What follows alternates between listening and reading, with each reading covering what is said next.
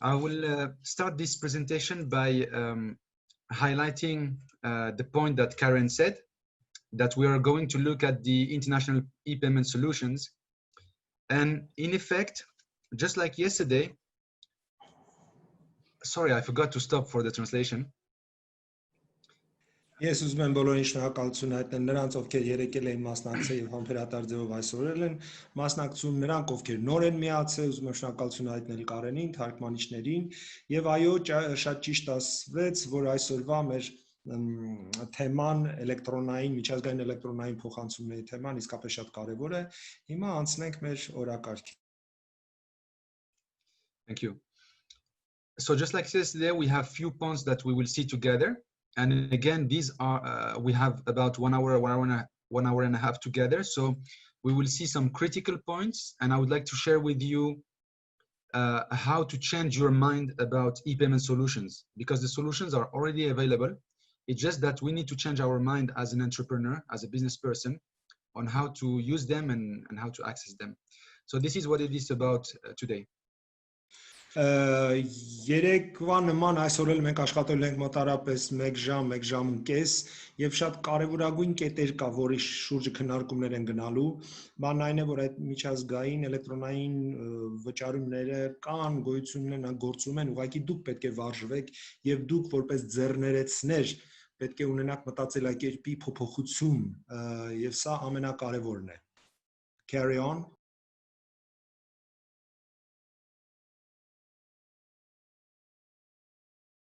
Your mic is off. Mohammed, your mic is off. Thank you. So we will see 5 points today together. We will look at first the market preferences. What are people in certain countries expecting as a payment solution? We will talk about the different types of payments. That's number 2. We will see what is available, and sorry for the mistake here, in Armenia. We will see the compliance and the integration of payments solutions on your websites. Շատ լավ, մենք ունենք 5 կետ, առաջինը դա վերաբերվում է վճարումների համակարգերի նախընտրություններին, որտեղ տարբեր շուկաներ, մարդիկ տարբեր վճարման համակարգեր են նախընտրում, այնուհետև խոսենք էլեկտրոնային առևտրի տիպերի եւ էլեկտրոնային վճարումների, թե ինչ տիպեր գոյություն ունեն։ Երրորդ կետով մենք խոսենք, թե Հայաստանում ինչպիսի վճարման տարբերակներ են առկա կամ հասանելի։ Այնուհետև խոսենք ուրեմն համապատասխանության մասին վճարումների լուծումների հետ, այսինքն նրանց կանոններին համապատասխանության մասին, եւ երրորդը վճարման լուծումների ինտեգրացիան, հանրագումարը։ Carry on.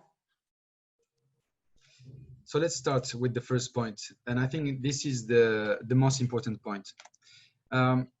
There are 3 key principles that I would like to share with you. The first one is that it is the seller, that means you as an entrepreneur, that has to adapt to the buyer payment preferences and not the other way around. If you can please translate this part first. Ուրեմն այս նախընտրությունների կետի տակ պետք է խոսենք 3 հանգուցային սկզբունքների մասին։ Առաջինն այն է, որ դուք որպես վաճառող, որպես ձեռներեց, դուք պետք է հարմարվեք գնորդների վճարումների նախընտրություններին, վճարման ձևերի նախընտրություններին, այլ ոչ թե հակառակը։ Carry on. Second, the currency that you are going to use with your buyers should be the currency of the buyer's country, especially for international trade. Please go ahead.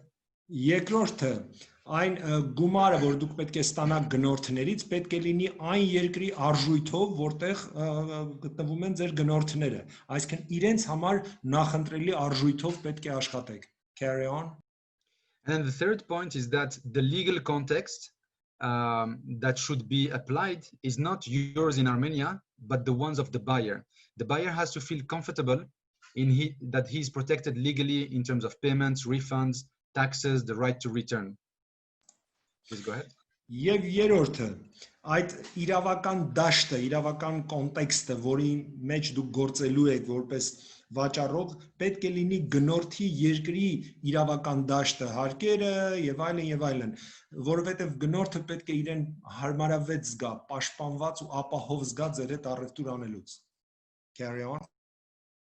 So in other words, it may sound tough or strange, but it does not matter what do you have or what do you not have in Armenia in terms of payment. It really doesn't matter. What matters is what does the client expect in terms of currency and method of payment. Please translate. Եվ իսկապես կարևոր չէ այդ վճարման ձևը Հայաստանում կա, չկա, ձեզ հասանելի է թե չէ, բացարձակ դա կարևոր չէ։ Կարևոր է թե ինչ վճարման ձև է նախընտրում ձեր գնորդը, ձեր հաճախորդը։ Դա է ամենակարևորը։ Carry on.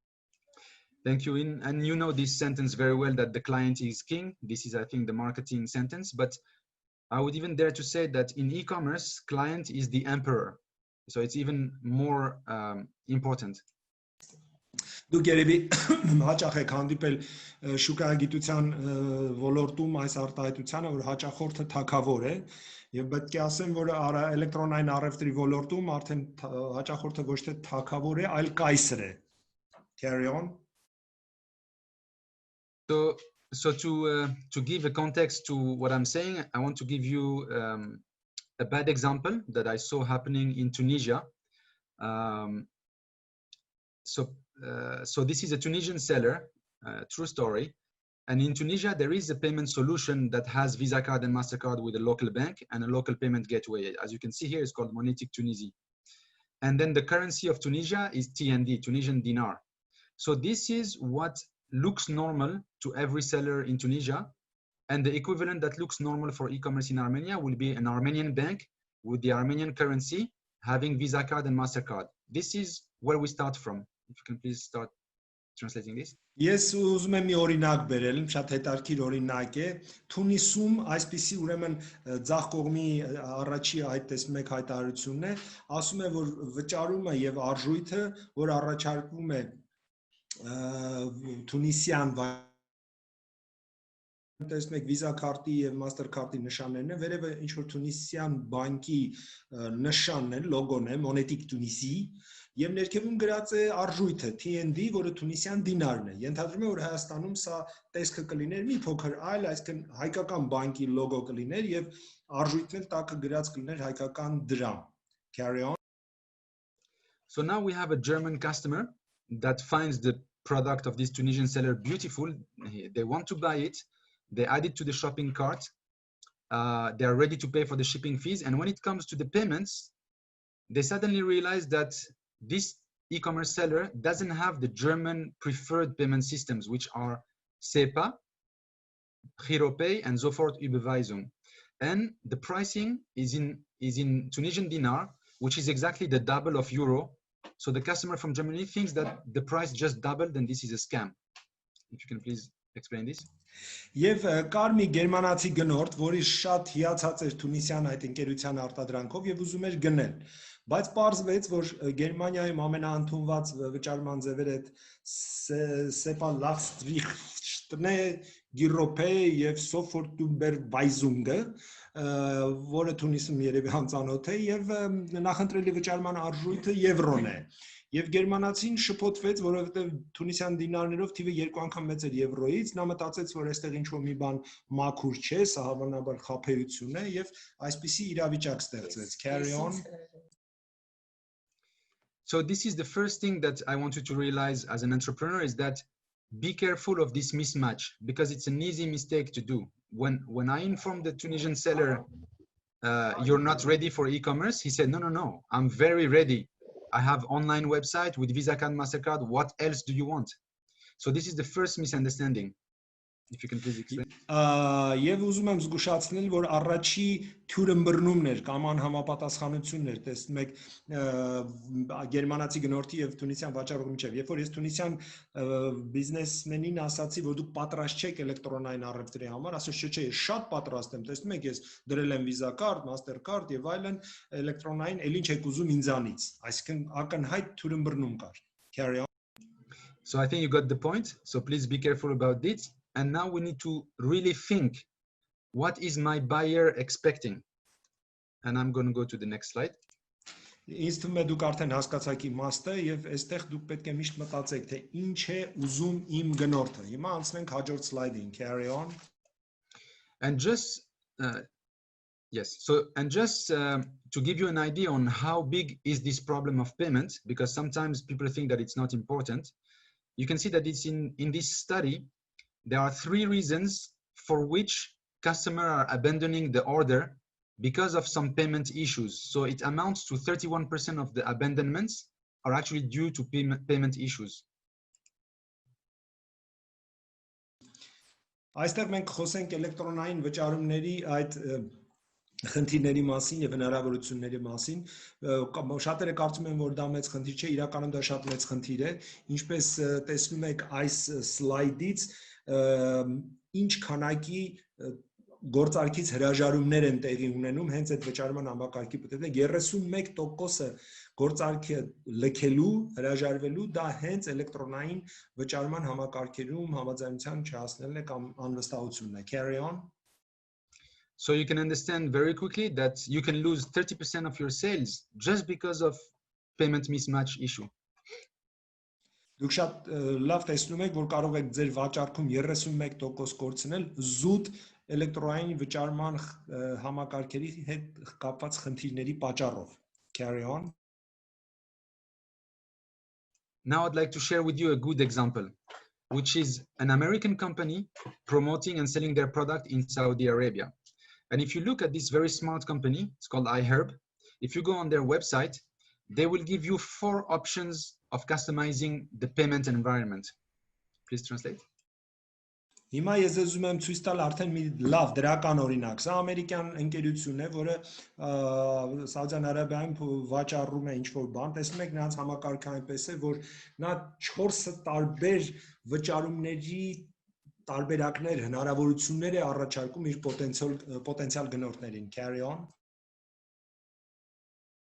And as you can see, they ask you in which country are you as a client, and then they will offer you different shipping methods depending on where you are.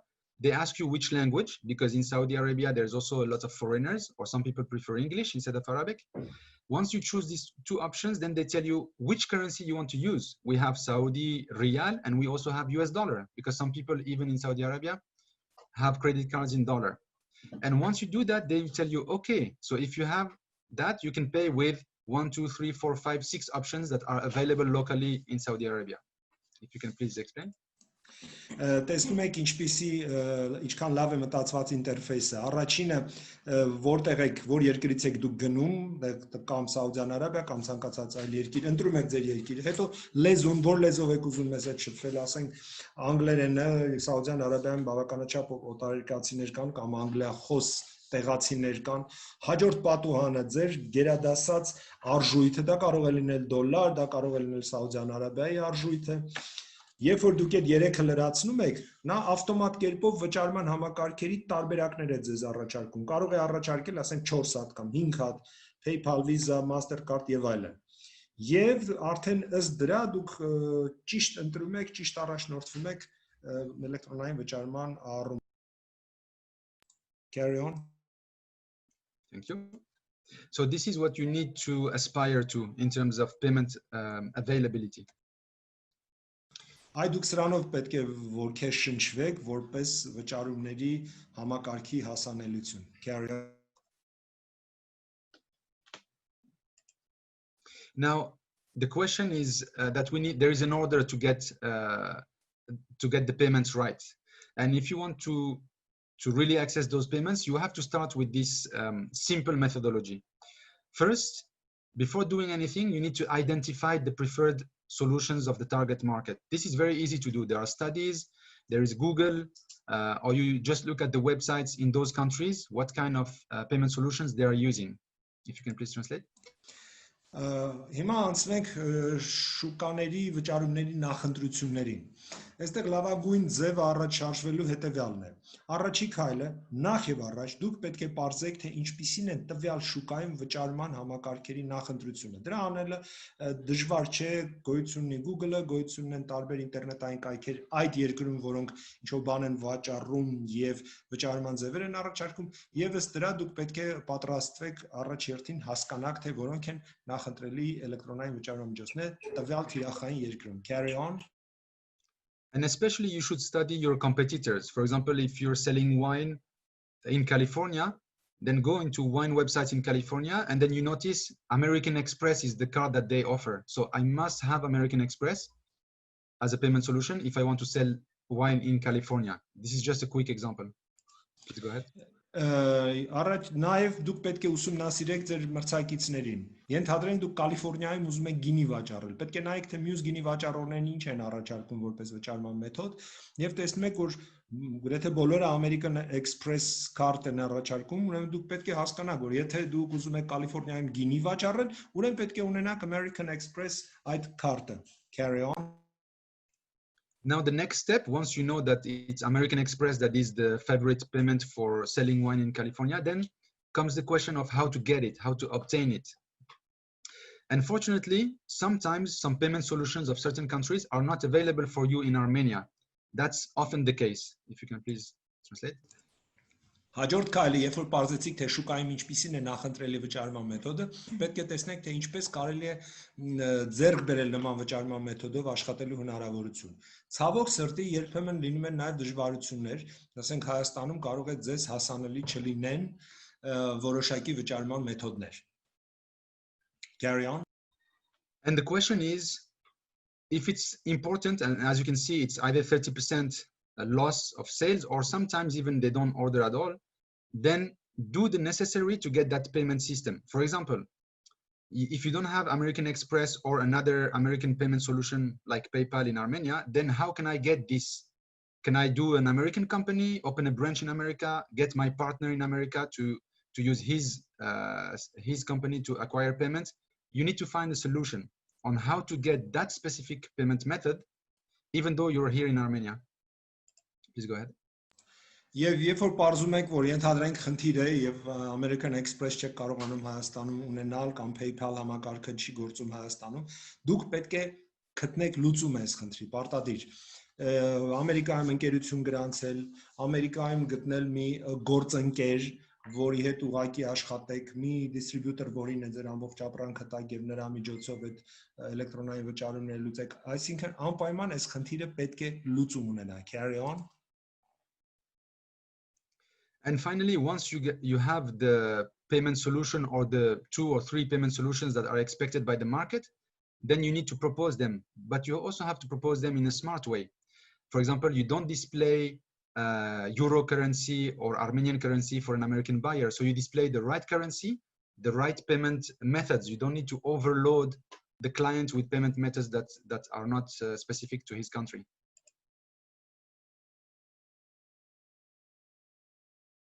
Եվ երբ որ դուք արդեն այդ լուծումը գտել եք, պետք է ճիշտ ձևով առաջարկեք ձեր գնորդներին, ասենք եթե Ամերիկայում վաճառում եք, պետք չի մի քանի արժույթ առաջարկել, Ամերիկայում հասկանալի է միայն դոլարով են վճարելու, եթե ունեք այդ ամենանախընտրելի վճարման մեթոդը, պետք չի գերբեռնել ձեր գնորդին 5-6-10 տեսակ վճարման մեթոդներ կիրառելով, եւ այսինքն այն ինչ այնտեղ ընդունելի է նախընտրելի, այդքանը լրիվ բավարար է, եւ պետք է դա առաջարկեք ձեր գնորդին։ Carry on.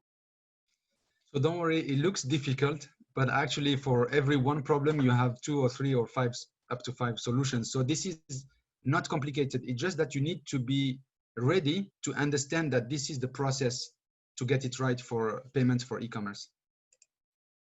Մի անհանգստացեք, ոնց որ թե այս բոլորը բարդ հետվում, բայց բացարձակ բարդ չէ, ամեն մի այս նշված խնդրի համար առնվազն 4-5 տարբեր լուծումներ կան։ Ուղղակի դուք պետք է տեղյակ լինեք, որ կան այսպիսի խնդիրներ եւ այս խնդիրները համապատասխան ձևով պետք է իրենց լուծումը ստանան։ Ընդամենը այդքանը։ Carry on. And like I was telling you, everything is actually available. So there are studies, and I put for you some links here for some global payment method preferred country by country. In the Middle East or North Africa, which one are they? And then for the European Union. So the information is easily available. Please go ahead. Տարբեր շուկաների համար, որոնք կարող են լինել, ասենք, մերձավոր արևելքը կամ հյուսիսային Աֆրիկան կամ Եվրամիության շուկաները, տարբեր տեսակի վճարային լուծումներ եւ մեթոդներ գոյություն ունեն։ Carry on. Thank you.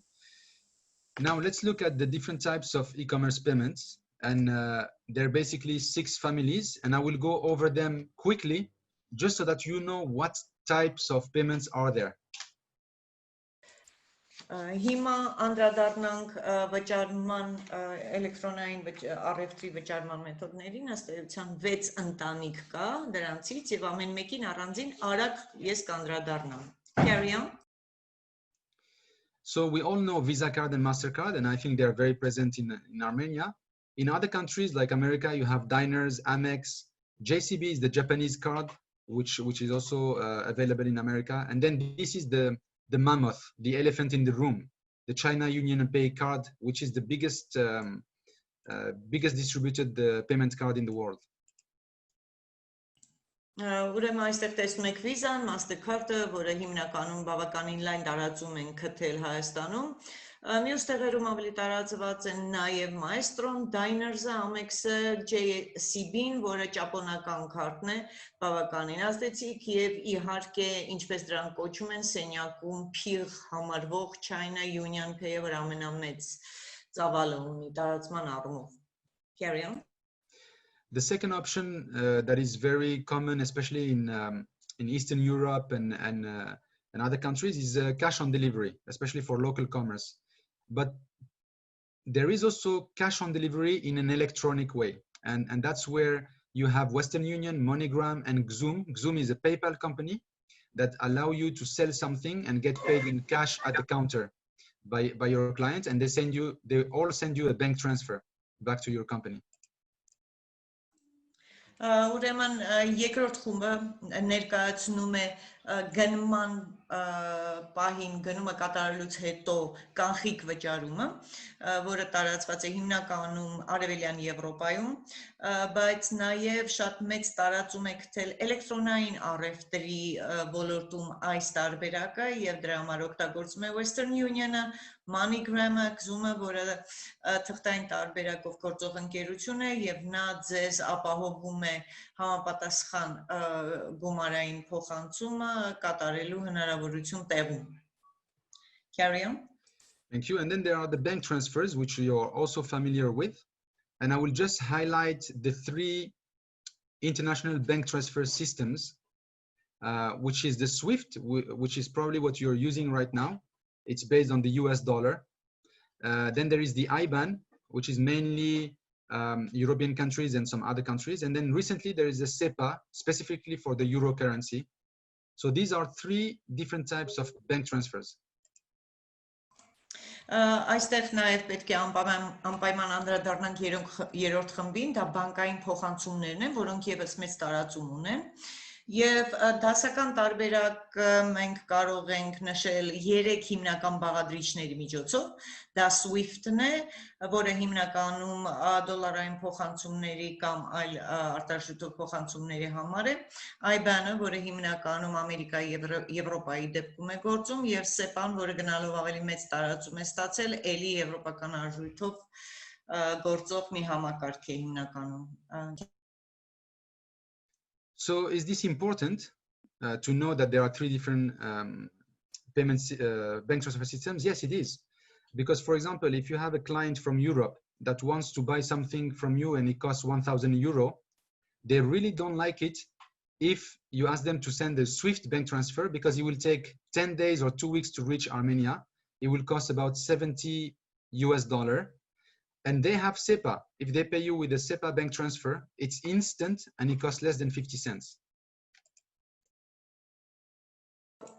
Այստեղ շատ կարևոր է հաշվի առնել սրանց տարբերությունը, որովհետև օրինակ, եթե դուք գործնական հարաբերություն եք հաստատում Եվրոպացու հետ, Եվրոպայի բանկային, Եվրոպայի էլեկտրոնային համակարգում ներգրավված որևէ մի գործարարի կամ գնորդի կամ վաճառողի հետ, նրանք բոլորովին լավ չեն վերաբերվի SWIFT-ով առաջարկվող գործարքին, որովհետև այդ դեպքում նախ դա կտևի 10 օր մոտավորապես այդ փոխանցումը եւ մոտավորապես $70 չափ հավելյալ վճարում պետք է լինի, բնականաբար այստեղ պետք է եվրոպացու դեպքում օգտագործել SEPA-ն, որը շատ ակնթարթորեն է այդ փոխանցումը իրականացնում եւ 50 ցենտի պատմություն է. Carry on. Thank you. And then there is the 4th category, which is the electronic wallets, which you all heard about it, especially PayPal. There is another one called Skrill, and there is Pioneer. So this is basically you load money into an electronic, not bank account, but an electronic wallet. And then from there you receive and send money, which makes these transfers virtually very cheap and instant. Եվ չորրորդ խմբում մենք կարող ենք խոսել բոլորիդ կարծում եմ շատ հայտնի էլեկտրոնային թղթապանակների մասին, էլեկտրոնային թղթապանակ, PayPal, Skrill, Payoneer եւ այստեղ ոչ թե հաշիվ եք ինչ որ ձևով բացանում, այլ ուղղակի համալրում եք էլեկտրոնային կոչվող դրամապանակը եւ ակնթարթորեն վճարում կատարում։ And number 5 is a new but very strong new payment method, which is actually the payment method of the marketplaces. For example, Amazon now has its own payment system called Amazon Pay, which you can have even if you don't sell on Amazon. So it's a payment system that started with the marketplace and is now available as a payment system. That's also the same case with Google Pay. It started with Google App Store, but now Google Pay is available even in shops. Etsy.com, which is a marketplace for fashion and handicraft, they also have Etsy checkout as a payment solution. Please go ahead. Thank you. Եվ հիմա անցնենք շատ մեծ թափ առնող եւս մի վճարային համակարգի գոյությանը, տարբեր լուծումների վճարային, դա Amazon Pay-ն է, որը նույնիսկ չի պարտադրում, որ հենց Amazon-ի հետ անմիջապես կապի մեջ մտնեք, այլ հենց Amazon Pay-ը իր սեփական վճարային մեթոդն է եւ շուկայական լուծումն է, ինչպես եւ Google Pay-ը, որը Google Play-ի համապատասխան հավելվածով կարելի է գործարկել, ինչպես նաեւ շատ խանութներում նա արդեն իսկ առանց դրա առկա է, եւ Etsy checkout-ը, որը հիմնականում օգտագործվում է նորաձևության եւ ձեռարվեստի պարագաների վաճառքի համար. Carry on.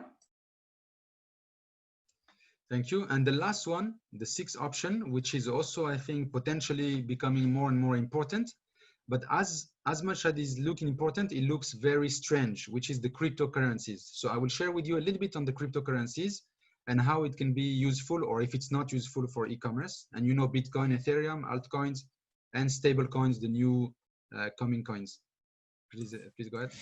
Եվ վերջին 6-րդ խումբը դա կրիպտո արժույթներն են եւ նրանք բավականին հզոր են, բայց նույնքան տարօրինակ են երբեմն թվում իրենց գործառույթների առումով ես իհարկե կխոսեմ լրացուցիչ մի քիչ դրանց մասին, համենայն դեպս դրա առանձին արժույթները կամ կրիպտո արժույթներն են Bitcoin-ը, Ethereum-ը, altcoins-ը եւ stable coins-ը. Carry on. So as you can see, this is so many payment solutions, really so many. I think there is more than 100 or 200 possible payment solutions when you start to do cross-border e-commerce. Ինչպես տեսնում եք, բավականին մեծաթիվ վճարային լուծումներ կան։ Ես կարող եմ ասել, որ դրանց թիվը իհարկե սրանցով չի սահմանափակվում, մոտ 100, եթե ոչ 200 վճարային լուծումներ կան, որոնք կարող են օգտագործվել էլեկտրոնային առևտրում։ Carry on.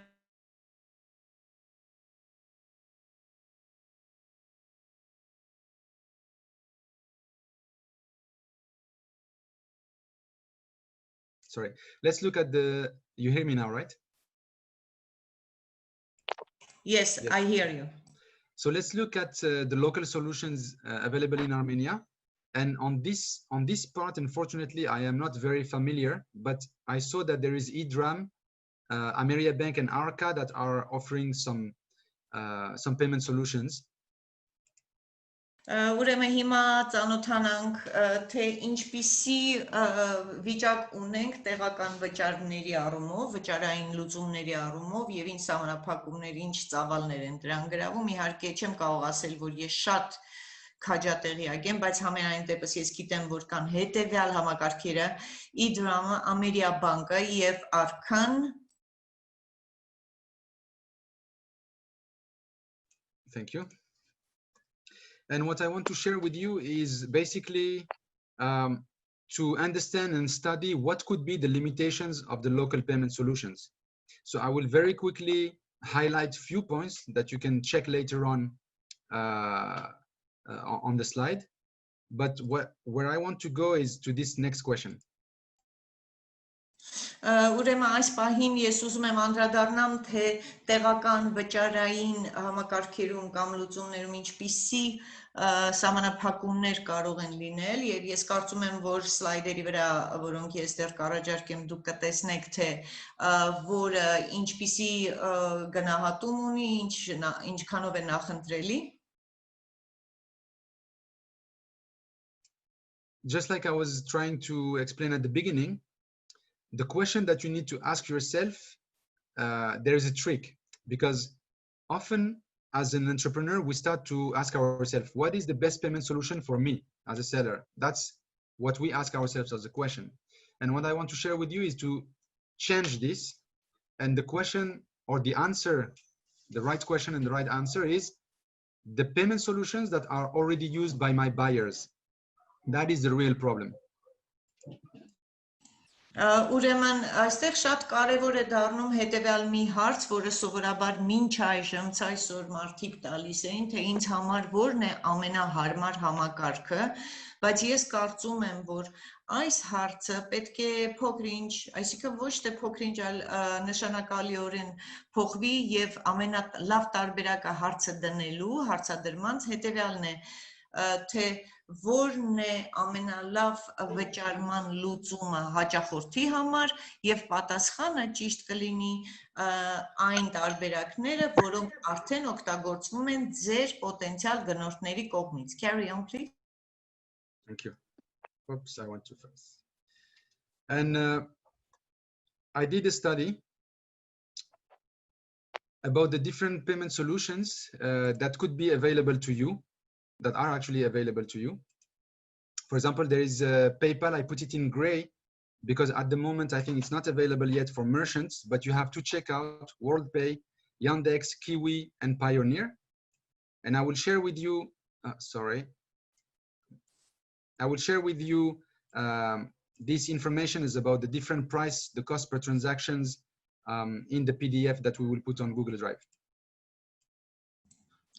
Ուրեմն ես մի փոքրիկ ուսումնասիրություն եմ անցկացրել, որը կարծում եմ կարող է օգտակար լինել ըստ վճարային լուծումների, ասենք մենք ունենք PayPal-ը իհարկե, բայց բիզնեսների գործարարների համար հələ որ PayPal-ը այդքան է գործածելի կամ լայնորեն գործածելի չէ, to checkout-ն է, WorldPay-ը, Yandex checkout-ը, Kiwi դրամապանակը, Pioneer-ը, եւ ես փորձել եմ, ասենք թե դրանց գրանցման կամ ըստ գործառնության տոկոսի արժեքը կամ ասենք արժույթի փոխանակման հետ կապված ծախսերը եւ մնացած բոլոր այդ տարբերակներով դրանց նախընտրելիությունը սահմանել եւ իհարկե հետագայում մենք ուրիշ ֆորմատով սա կներկայացնենք. Carry on.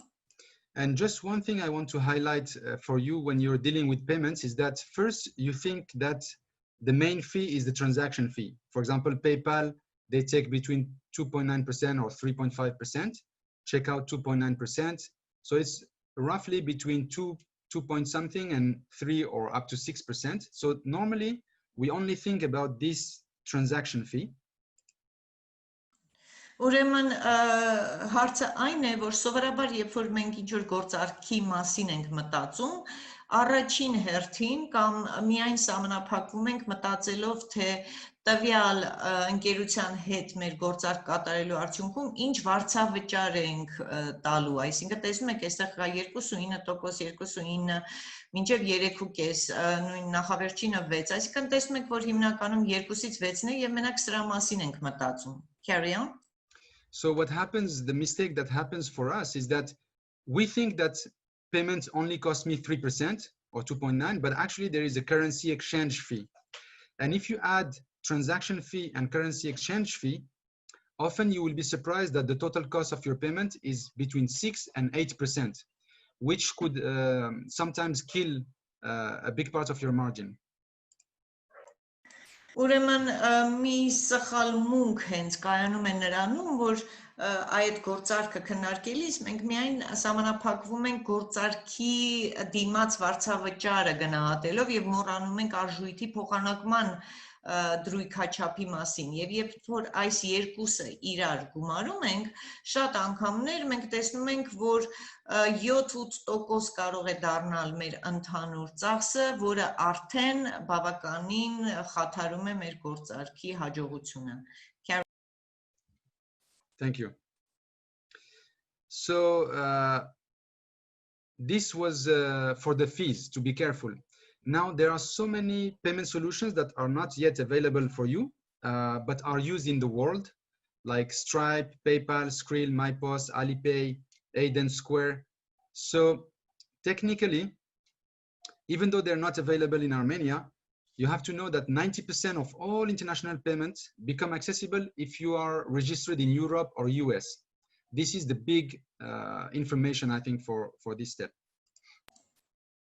Ուրեմն այստեղ ես ուզում եմ ներկայացնել ընդհանրապես գոյություն ունեցող եւ շատ լայն տարածում ստացած վճարային լուծումներին եւ շատ կարեւոր եմ համարում տեղեկացնել, որ այստեղ դուք տեսնում եք հիմնականում հիմա օգտագործվող վճարային համակարգերը, վճարային լուծումներ առաջարկող համակարգերը, Stripe-ը, PayPal-ը, Skrill-ը, MyPost-ը, Alipay-ը, Square-ը եւ այլն, Amazon Pay-ը եւ 90%-ը բոլոր միջազգային վճարային լուծումների հասանելի են դառնում, երբ որ ասենք դուք ունենում եք ԱՄՆ-ում կամ ԵՄ-ում որևէ ընկերության գրանցում, այսինքն այս մասին պետք է ուղղակի մտածել, carry on. And for example, I just put here an indication. There is a program from Stripe.com, which is called Stripe Atlas, that they offer non-American residents to open a US company in Delaware for about $500. And then they help you to open the company and obtain a bank account and get the Stripe payment system. So this is already very common that companies that you open a company in another country to access that country's payment system. Այս կապակցությամբ ես ուզում եմ ասել, որ օրինակ մենք Stripe.com-ում ունենք ինչ-որ մի այսպիսի առաջարկ, որը ուղղված է գործարարներին, եւ տեսեք այս ներքևում ինչպես գրված է, նա առաջարկում է Delaware-ում գտնված ընկերություն բացել եւ դրա արժեքը $500 է եւ դրանով լուծվում է այս բոլոր վճարային համակարգերին հասու դառնալու հարցը. Please carry on. Thank you. So let's look at the Bitcoin and cryptocurrencies.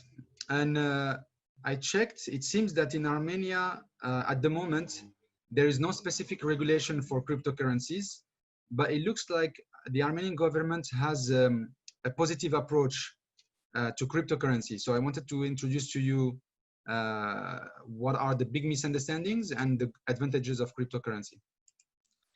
Ուրեմն Հայաստանում ես փորձեցի մի փոքրիկ հետազոտում կամ ուսումնասիրում կատարել եւ հասկացա, որ կրիպտոարժույթների կարգավորում դեռևս Հայաստանում պաշտոնական չկա, օրենսդրաբար նկատի ունի, բայց դրա փոխարեն նաեւ ես հասկացա, որ ընդունելի է համարվում այս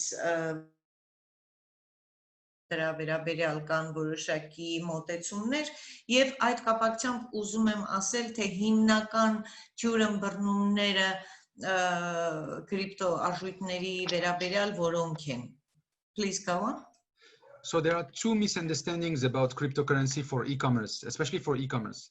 The first misunderstanding is that we think that cryptocurrencies are not legal, too risky, and I cannot get the money out of them. That's the first misunderstanding. Please go ahead.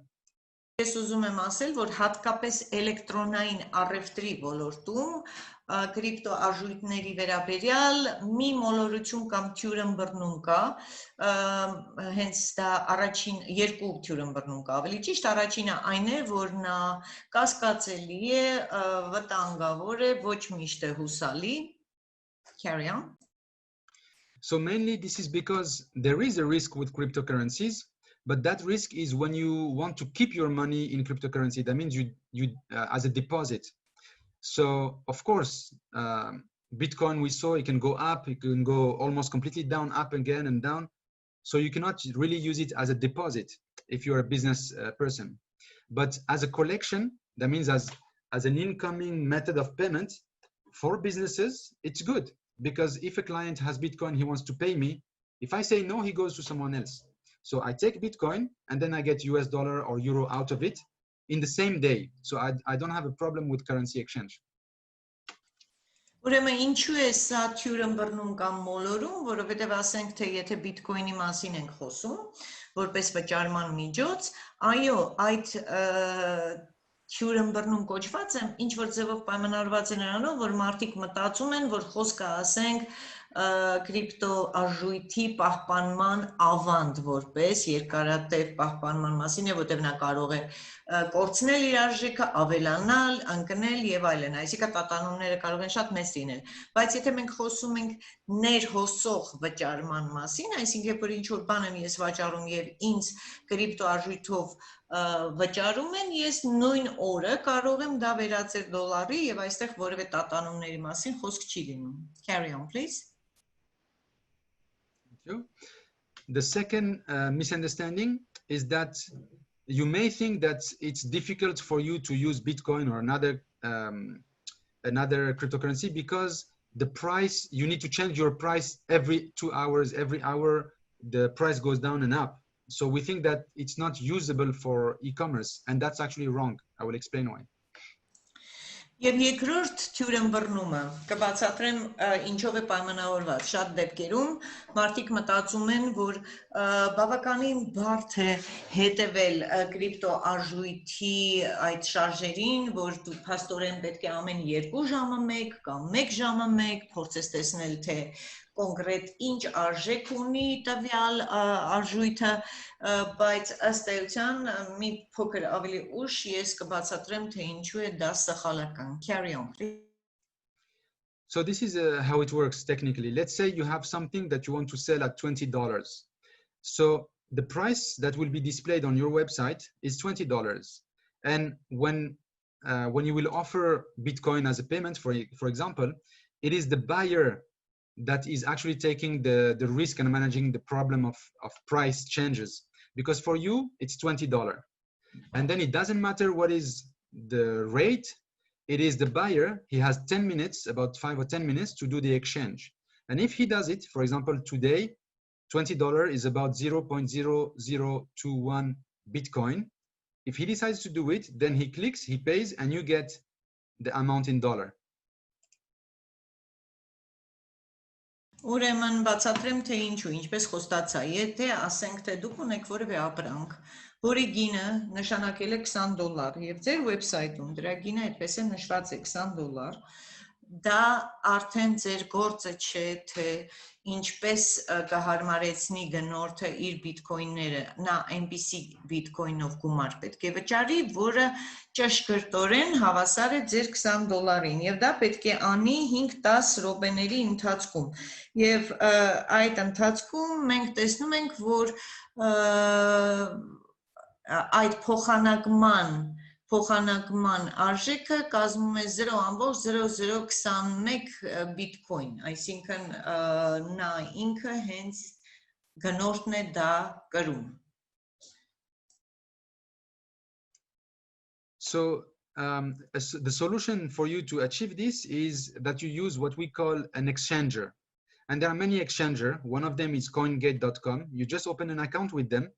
And then you can install their system on your e-commerce website and they will manage this for you. And you can tell CoinGate, I want US dollar out of the Bitcoin, or I want Euro currency or another currency. So this is the job of the exchanger, which means that you can safely accept Bitcoin and get whatever you want out of it. Ուրեմն խուսափելու համար այդ թյուրըմբռնումից, որ հետո ինչպես եմ դա դոլարի կամ եվրոյի վերածելու, այստեղ գոյություն ունի մի շատ հարմար գործիք, որը կոչվում է CoinGate, այդ CoinGate.com-ի միջոցով դուք կարող եք գործադրել այդ գործիքը կրիպտո արժույթը դեպի եվրո կամ դոլար վերածելու համար եւ դիմում եք նրան եւ դա կատարվում է նրանց միջոցով ձեր համար. Carry on, please. So in other words, there is no problem with Bitcoin or other coins for e-commerce. It's just another payment method. And if someone wants to pay me with it, and I'm a businessman or a businesswoman, then I can accept it. Այսպիսով գալիս ենք նրան, որ որևէ խնդիր չկա բիտքոյնով կամ ցանկացած կրիպտոարժույթով առևտուրը էլեկտրոնային առևտուրը իրականացնելու համար, եւ եթե ես գործարար եմ եւ ինձ առաջարկում են դրանով վճարել, ես համաձայնում եմ, որպեսզի գնորդին չկորցնեմ. Carry on, please.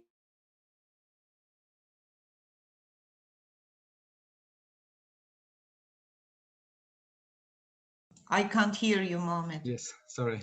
So the next question about cryptocurrency. Now we know that it's good for e-commerce, but is it really usable? Are people using it, and who is using it?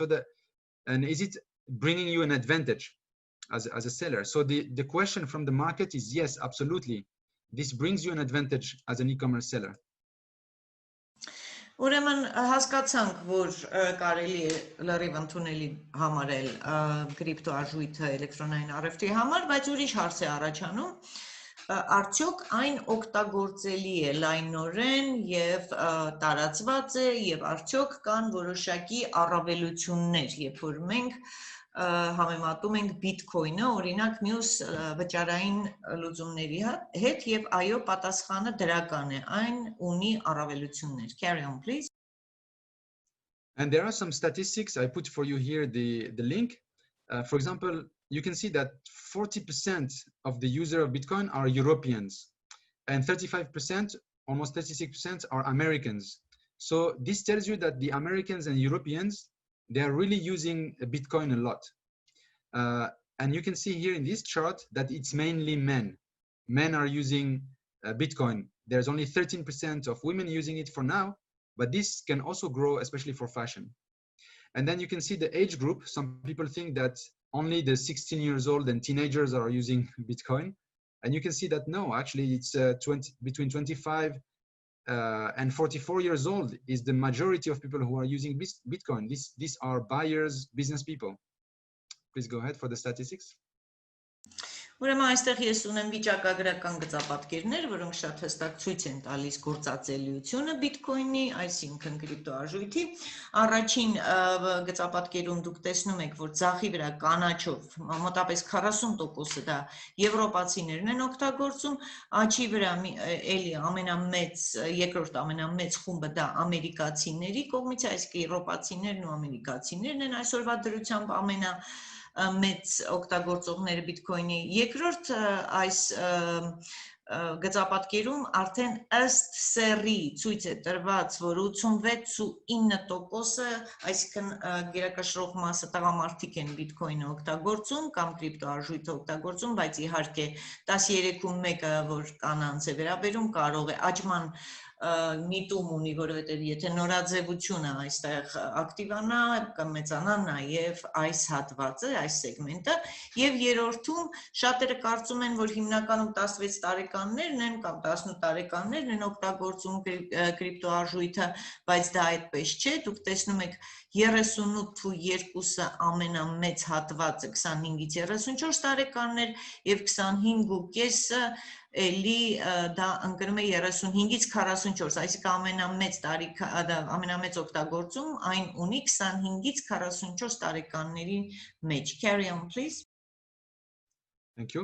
And then the next question I get often is that people, sellers or entrepreneurs like you tell me, but I don't want to use Bitcoin because it will look like I'm a hacker or I am some kind of not serious company because I accept Bitcoin. So these are some big top world companies that are accepting Bitcoin. So Microsoft, Dell, Newegg, PayPal is accepting Bitcoins, but not only the e-commerce people.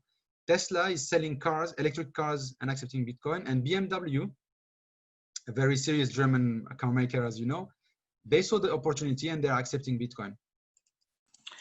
Երբեմն, երբ որ առաջարկում է այս բիտքոյնով կամ կրիպտոարժույթով տարբերակը էլեկտրոնային առևտրում, կարող եք ասել, որ չէ, ես չեմ ուզում դրանով առևտուր անել, շատերը կարող են նման հայտարարությամբ հանդես գալ, որովհետև հակերի տպավորություն կթողեմ կամ էլ ոչ լուրջ բիզնեսի տպավորություն կթողեմ, բայց ի պատասխան դրան ներքևում դուք տեսնում եք խոշորագույն ընկերություններ, որոնցից են Microsoft-ը, Dell-ը, Newegg-ը, PayPal-ը, Tesla-ն, որ էլեկտրոմոբիլներ է թողարկում, արտադրում եւ BMW-ն, որը բոլորից շատ լավ հայտնի է։ Carry on. Thank you. So what I want to share with you today especially is not, I am not trying to sell Bitcoin because now there is Bitcoin, but tomorrow, in 2 years, in 5 years, there will be many new payment systems. And the mistake that I don't want you to do is to think that it's new, it's strange, it's not good for my business, but actually sometimes it's good because like I was saying at the beginning, it's not important what you think about Bitcoin. It doesn't matter what do you think about Bitcoin. It matters that is there people who want to pay with it. So whatever comes in the next future, please keep in mind this way of thinking. Ես չեմ ուզում տպավորություն ստեղծվի, որ ես ձեր վրա փորձում եմ բիտկոյններ վաճառել։ Այսօր այդ բիտկոյնի վճարման համակարգն է, վաղը կլինեն ուրիշ վճարման համակարգեր։ Ուղղակի ես ուզում եմ դուք չանեք այն սխալը, որ դա նոր է, դա տարօրինակ է, եւ ես չեմ ուզում դրանից օգտվել։ Բացարձակ կարևոր չի դուք ուզում եք թե չէ, կարևոր է որ ձեզ ուզում են դրանով վճարել, եւ դուք պետք է պատրաստ լինեք հենց այդ վերաբերմունքին։ Carry on. Thank you. Now that we have seen all the payment solutions and how it works, let's the next chapter is actually the real problem about getting payment solutions, and it's about the compliance. Please go ahead. Այժմ երբ մենք տեսանք թե ինչպիսի տարբեր վճարման մեթոդներ կան, հաջորդ կետը, որին մասին պետք է խոսենք, դա համապատասխանությունն է վճարման այդ լուծումների կանոններին։ Այսա իսկապես շատ դժվար հարց է, գուցե ամենադժվար հարցն է այս թեմայում։ Carry on. And compliance means that compliance means that you need to be complying. You mean to respect every law in your country and also in the country where you get the payment solution. That's what compliance means. It means you have to give the documents, the information, and respect the rules that are available in that country or that payment solution. Ինչ է նշանակում համապատասխանություն կամ ենթարկում օրենքներին։ Սա նշանակում է, որ դուք պետք է հարգեք օրենքները, ինչպես ձեր երկրի այդ համապատասխան օրենքները, այնպես էլ այն երկրի օրենքները, որտեղ դուք բիզնես եք ուզում իրականացնել, սա նշանակում է համապատասխանություն օրենքներին։ Carry on. And the first mistake we do when we are, for example, when we don't have a certain payment solution in our country, we open a personal account for our business company. You see, here Pioneer offers you two solutions. You can open as an individual or as a company. And I saw many companies, to make it easier for them, they open an individual account. And this is illegal or wrong. Please explain. Եվ առաջի սխալը, որ մենք անում ենք, երբ որ լավ չենք պատկերացնում այդ համակարգերը, մենք բացում ենք անհատի անունով հաշիվ այդ առևտրը իրականացնելու համար։ Սա ճիշտ չէ, սա նշանակում է օրենքը չհարգել, օրենքին չհամապատասխանել։ Տեսեք, էկրանում տեսնում եք Pioneer այդ վճարման համակարգը, նա երկու տարբերակներ առաջարկում է, ընկերություն կամ անհատ։ Ես շատ ընկերություններ եմ տեսել, որոնք անհատի հաշիվ են բացել, որը սխալ է եւ օրենքին չի համապատասխանում։ Carry on. So why I tell you this is that because I saw so many companies that didn't want to translate their company documents and send everything, so they open an individual account, and once they had 5,000 euro inside, there is a new compliance check, and they realize that you're doing business as a company, but you open an individual account, so they freeze your money, and that's really painful for a small and medium company starting to do e-commerce. Ես շատ եմ տեսել այդպիսի ընկերությունների, որոնք չեն ուզեցել իրենց ամբողջ փաստաթղթերը թարգմանեն տվյալ երկրի համար, ուղարկեն, ավելի կարճ ճանապարհ են որոշել ընտրել եւ անհատի անունով հաշիվ են բացել։ Հետո սկսել են աշխատել, հետո ասենք $5,000 անցել է հաշվին, հետո բանկը ստուգել է, որ տեսել է, որ փաստորեն ընկերությունը անհատի հաշվով բիզնես է անում եւ վերջ այդ $5,000 սառացրել են կամ որևէ այլ գումար, որ կար հաշվին, սառացրել են։ Սա փոքր բիզնեսի համար իհարկե շատ ցավալի հարված կարող է լինել։ Carry on. Now there is of course a possibility that legally speaking, you should open an individual account. But that is only the case if, for example, I'm in Yerevan and I register with my with the state as I don't know how you call it in English or in Armenia, but it's called individual company or individual seller company or one member company. So you have to be registered even as a personal business. Then you can open this individual payment account. Իհարկե նաև հնարավորություն կա այդպես աշխատելու եւ բացելու անհատի անունով հաշիվ, բայց դուք պետք է գրանցվեք որպես անհատ ձեռներեց կամ չգիտեմ ինչպես են դա կոչում Ամերիկայում մի ձևով է, Հայաստանում գուցե մի ձևով է, ասենք ես Հայաստանում եմ, բացում եմ իմ անունով հաշիվ, բայց ես պետք է գրանցվեմ որպես անհատ ձեռներեց, որպեսզի դա լինի օրենքով carry on. And the last point is that if you're not registered as a business, as a personal business in your country, and you open an individual account, then you should not use it for business. You should not sell and buy, because then they will close your account. But if you use it just personally, you put your salary and you pay your flight ticket or you withdraw money, personal use, that's okay. The mistake is that you open a personal bank account, a personal Payoneer account, and you use it for transactions, for commercial transactions. That's where it becomes a problem. Եվ իհարկե դու կարող եք բացել անհատի անունով հաշիվ, բայց անհատական ձեր անձնական կարիքների համար չի կարելի բացել անձնական հաշիվ, անհատական եւ օգտագործել բիզնեսի, առևտրի համար։ Դուք կարող եք բացել հաշիվ, այնտեղից ստանալ ձեր աշխատավարձ, այնտեղից վճարել ձեր ինքնաթիռի տոմսի փողը, կանխիկ հանել ձեր անձնական կարիքների համար, բայց չի կարելի առևտուր անել եւ չի կարելի այդ հաշիվը օգտագործել բիզնեսի համար։ Սա արդեն սխալ է եւ անպայման սրանք կհետևեն ձեր նկատմամբ որոշակի քայլեր։ Carry on.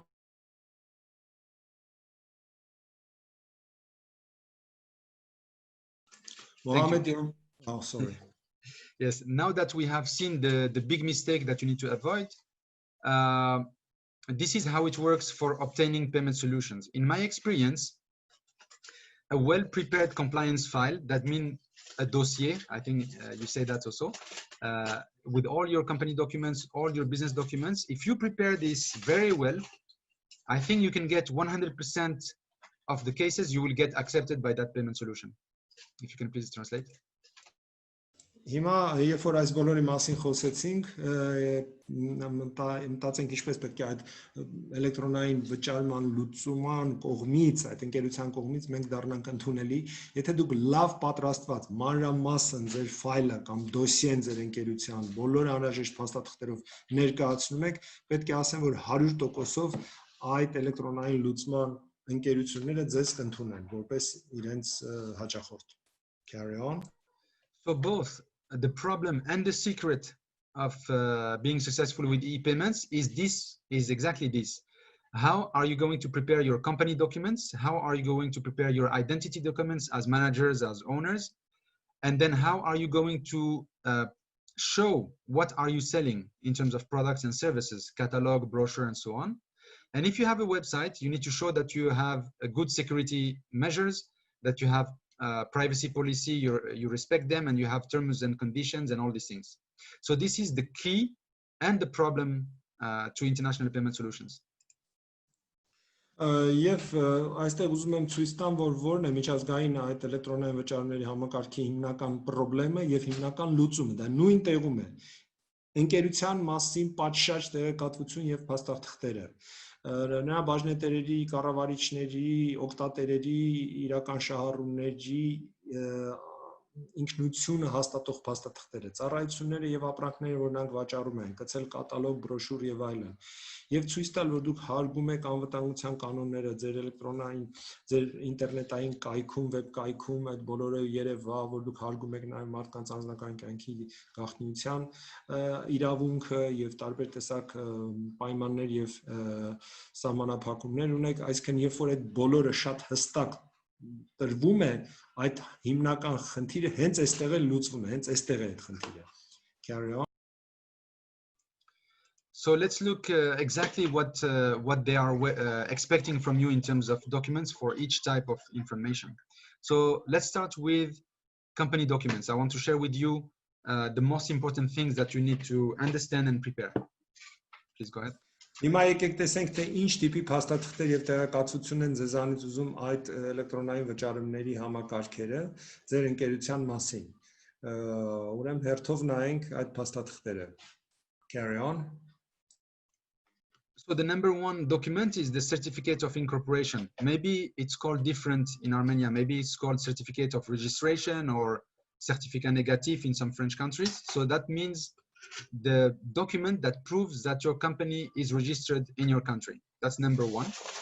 Please go ahead. Առաջի փաստաթուղթը, որ պահանջվում են, դա ձեր ընկերության գրանցման փաստաթուղթն է։ Տարբեր երկրներում տարբեր է կոչվում դա, Հայաստանում դա կոչվում է պետռեգիստրի վկայականը ընկերության գրանցման մասին։ Carry on. And even if I'm registered as a personal seller, I should have a document from the state saying that Mohammed ÉS Fihë is registered under tax ID this much and is doing business in this kind of activity. So even as personal business, you should have such a document. Եթե նույնիսկ դուք անհատ եք որպես վաճառքով զբաղվում, միևնույնն է պետք է գրանցված լինեք պետության կողմից որպես անհատ ձեռներեց եւ պետք է ներկայացնեք թուղթը, օրինակ իմ դեպքում պետք է ես թուղթ ներկայացնեմ, որ ես Մուհամեդ ես, այսինքն ես վաճառում եմ այսինչ բաները, ունեմ հարկ վճարողի հերթական համարը, այդ ՀՎՀ կոչվածը եւ այդ ամբողջ ինֆորմացիան պետք է տրամադրվի էլեկտրոնային վճարման համակարգին։ The second document that they usually ask is called articles of organization. Sometimes it's called statuses or les statuts. It's about 10 or 20 pages that explain how your company is working, how the shares are distributed, how the directors are nominated, and so on and so forth. Հաջորդ փաստաթուղթը, որ ձեզանից պահանջվում է, դա ձեր ընկերության կանոնադրությունն է։ Կանոնադրությունը սովորաբար 15-ից 20 էջանոց փաստաթուղթ է լինում, այնտեղ մանրամասն գրվում է թե ինչպես է հիմնադրվում ընկերությունը, ինչպես է կառավարվում, ինչպիսի փոխհարաբերություններ է տնօրենի եւ հիմնադիրների միջեւ, ինչպես են հիմնադիրների բաժնեմասերը կարգավորվում եւ այլն։ Carry on. Next document is they want a document that shows the list of all the directors. Very simple. And the same thing, they want a document that shows the list of all the shareholders. So these are the two next very important documents you need to have. Հաջորդ երկու կարևոր փաստաթուղթը, որ ձեզանից պահանջվում են, դա տնօրենների ցուցակն է եւ բաժնետերերի ցուցակն է։ Սրանք հաջորդ երկու կարևորագույն փաստաթղթերն են, որ անպայման ձեզանից կպահանջեն։ So these are the must-have for documents, and then often they will ask you for a certificate of good standing, especially if you're a company that is more than 1 or 2 years old. So certificate of good standing, it's a document from your government that says that you have done all the required reporting and tax payment of last year.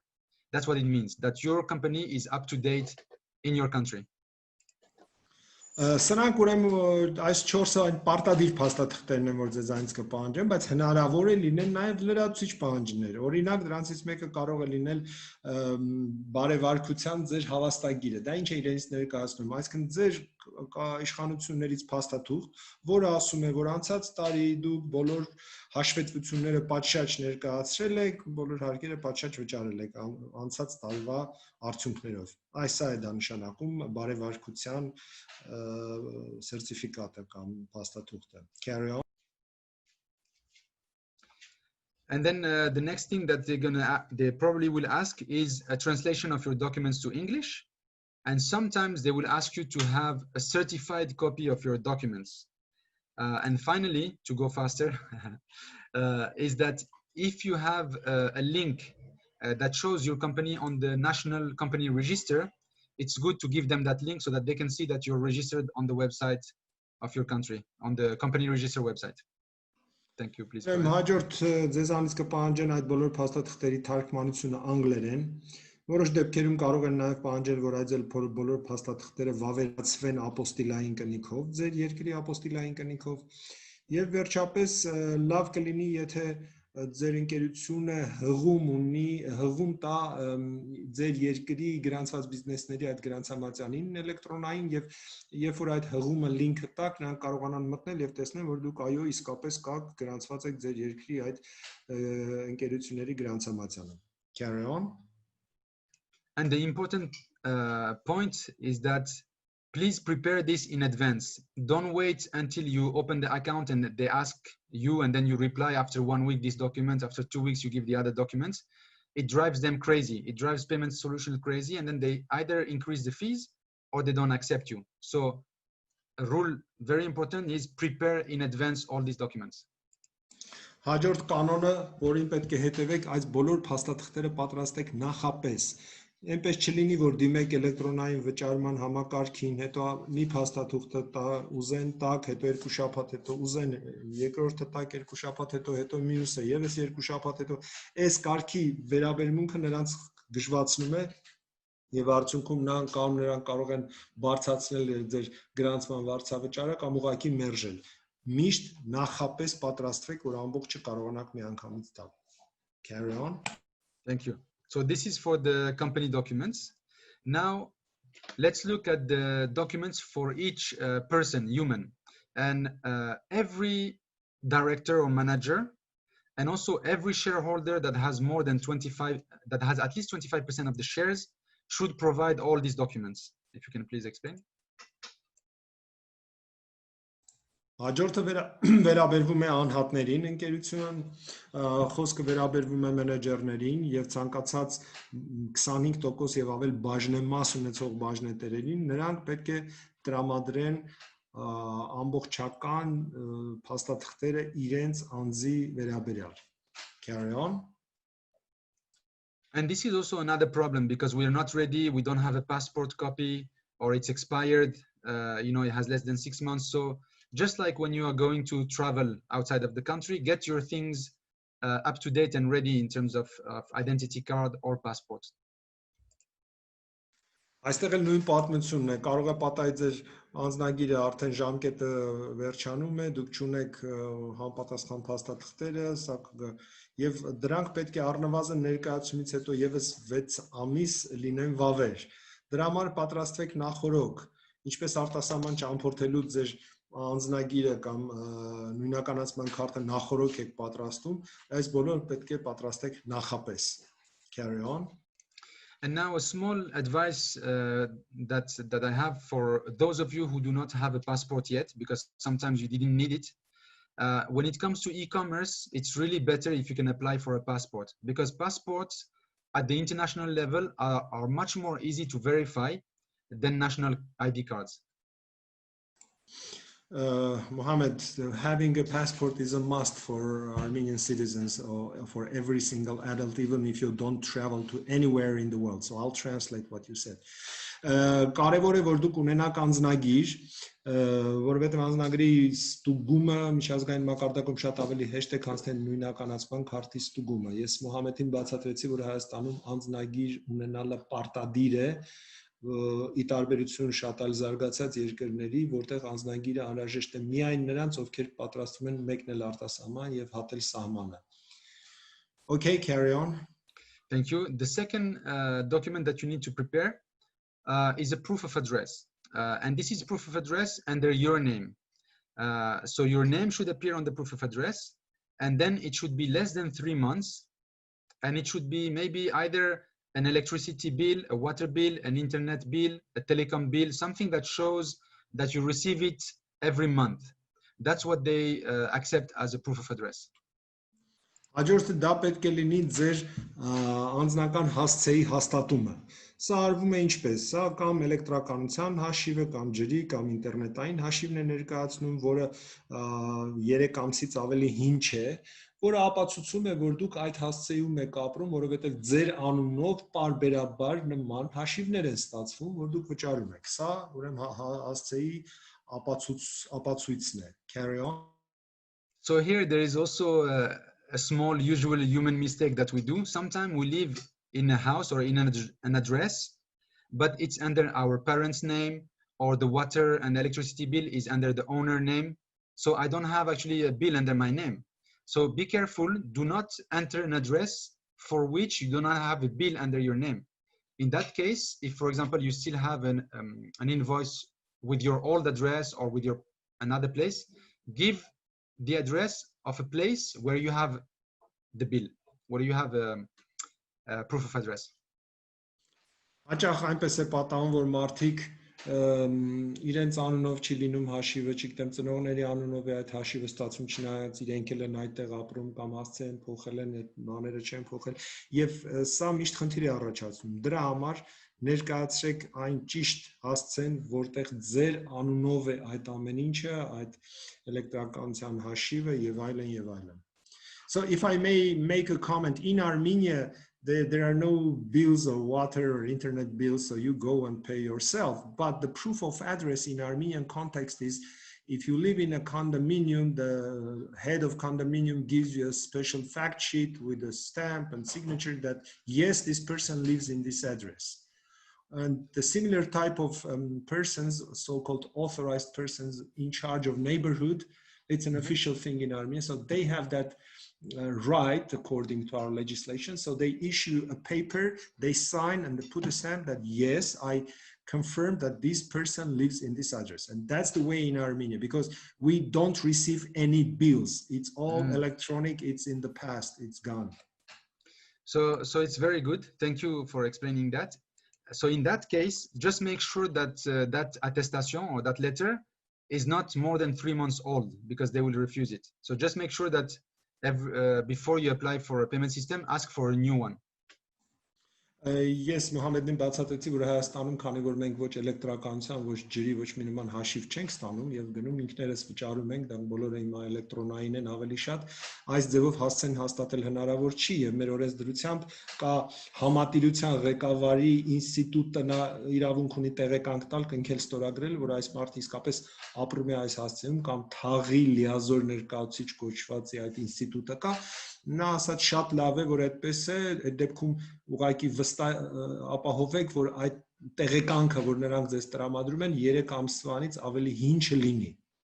Carry on. And sorry, one question. Do you receive or can you extract from your online banking any form of bank statement or credit card statement that can show your name and your address? Do you have that? Yes, the short answer is yes, of course. Խոսքը վերաբերում այն բանին կարող ենք մենք մեր բանկից ունենալ մեր քարտի քաղվածքը կամ բանկային հաշվի քաղվածքը, որտեղ նշված կլինի ոչ միայն մեր անունը, այլ նաև մեր հասցեն, ես ասեցի այո, իհարկե. Very good, so that's also acceptable. And then this is not obligatory, but from my experience, it makes your application much better, is that for each manager and each shareholder, but especially for the manager, it's good that you put your resume. And why you should put your resume? Because they want to know that this business is real, that they have real products, real services, but also that they have people who can do the business. And that proves that actually this is not a fake business. So this is a very good thing to add to your compliance dossier.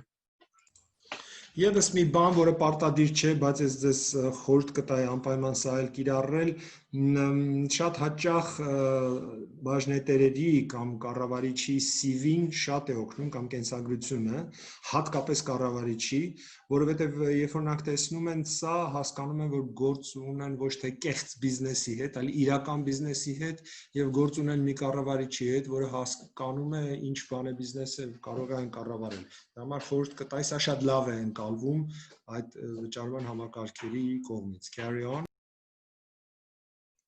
Thank you. Now the third type of information that you need to prepare after the company documents, after the personal documents, is your offer, your catalog. And that's very important. The reason why they ask so many questions about what you sell is because the payment solutions and the banks, they are legally responsible. If you actually sell drugs or weapons or something illegal, they will go to jail. So that's how serious it is. That's why they ask for all these documents, all this information to make sure that Mohammed is indeed selling carpets and not selling some hashish drugs, you know? So that's why it's so tough and you need to prepare so many things. Հաջորդ բանը, որ նրանք ձեզանից կպահանջեն ձեր ապրանքների ծառայությունների կատալոգներն են, բրոշյուրներն են եւ այլն։ Նրանք ուզում են վստահ լինել, որ դուք զբաղված եք օրինական բիզնեսով եւ չեք զբաղվում փողերի լվացումով կամ ահաբեկչության ֆինանսավորմամբ, այսինքն չեք վաճառում զենքեր կամ ուրեմն հաշիշ կամ թմրանյութեր, այլապես եթե նրանք ձեզ այդ հարցում օգնեն դուք փոխանցումներ անեք, իրենք բանտ կգնան, դրա համար շատ զգուշ են եւ սա շատ խիստ է։ Ուզում եմ վստահ լինել, օրինակ, որ Մուհամեդը վաճառում է կարպետ, գորգ, այլ ոչ թե հաշիշ։ Carry on. So it sounds stupid, but it's actually a real fear. And how do you demonstrate that you're selling a real product or a real service? You have three options. The best one is the first one is to have an e-commerce website where they can see a list of products or services with the prices, shipping fees, and all these things. This clearly show that you're providing a real product or a real service. Ուրեմն իսկապես նրանք շատ են վախենում նման պատասխանատվությունից, դրա համար պետք է որպեսզի նրանց փարատեք նրանց վախը կասկածները երեք տարբեր ձևեր կան։ Օրինակ առաջին էլեկտրոնային առևտուր եք անում համապատասխան ուրեմն վեբ կայք ունեք, որտեղ կա ձեր ապրանքների ծառայությունների ցանկը, նրանց գները on-line եւ այլն։ Սա ամենալավ տարբերակն է։ Okay, carry on. Now, if you do not have an e-commerce website, or if you have a website that does not have a list, a catalog of products, then please prepare a PDF catalog, a brochure that explains that you're selling A, B, C products, and this is the pricing for B2B, this is the pricing for B2C. You need to provide something like a PDF catalog at least. Երկրորդը, եթե դուք չունեք նմանատիպ ուրեմն էլեկտրոնային առևտրի վեբ կայք, ուրեմն պետք է տրամադրեք PDF ֆորմատով կատալոգ, որտեղ նշված լինի ձեր ապրանքների ծառայությունների ցանկը։ Այսինքն ինչ որ մի բան պետք է ցույց տաք այդ մարդկանց, որ տեսնեն դուք ինչով եք զբաղված, ինչ եք գնում վաճառում։ Carry on.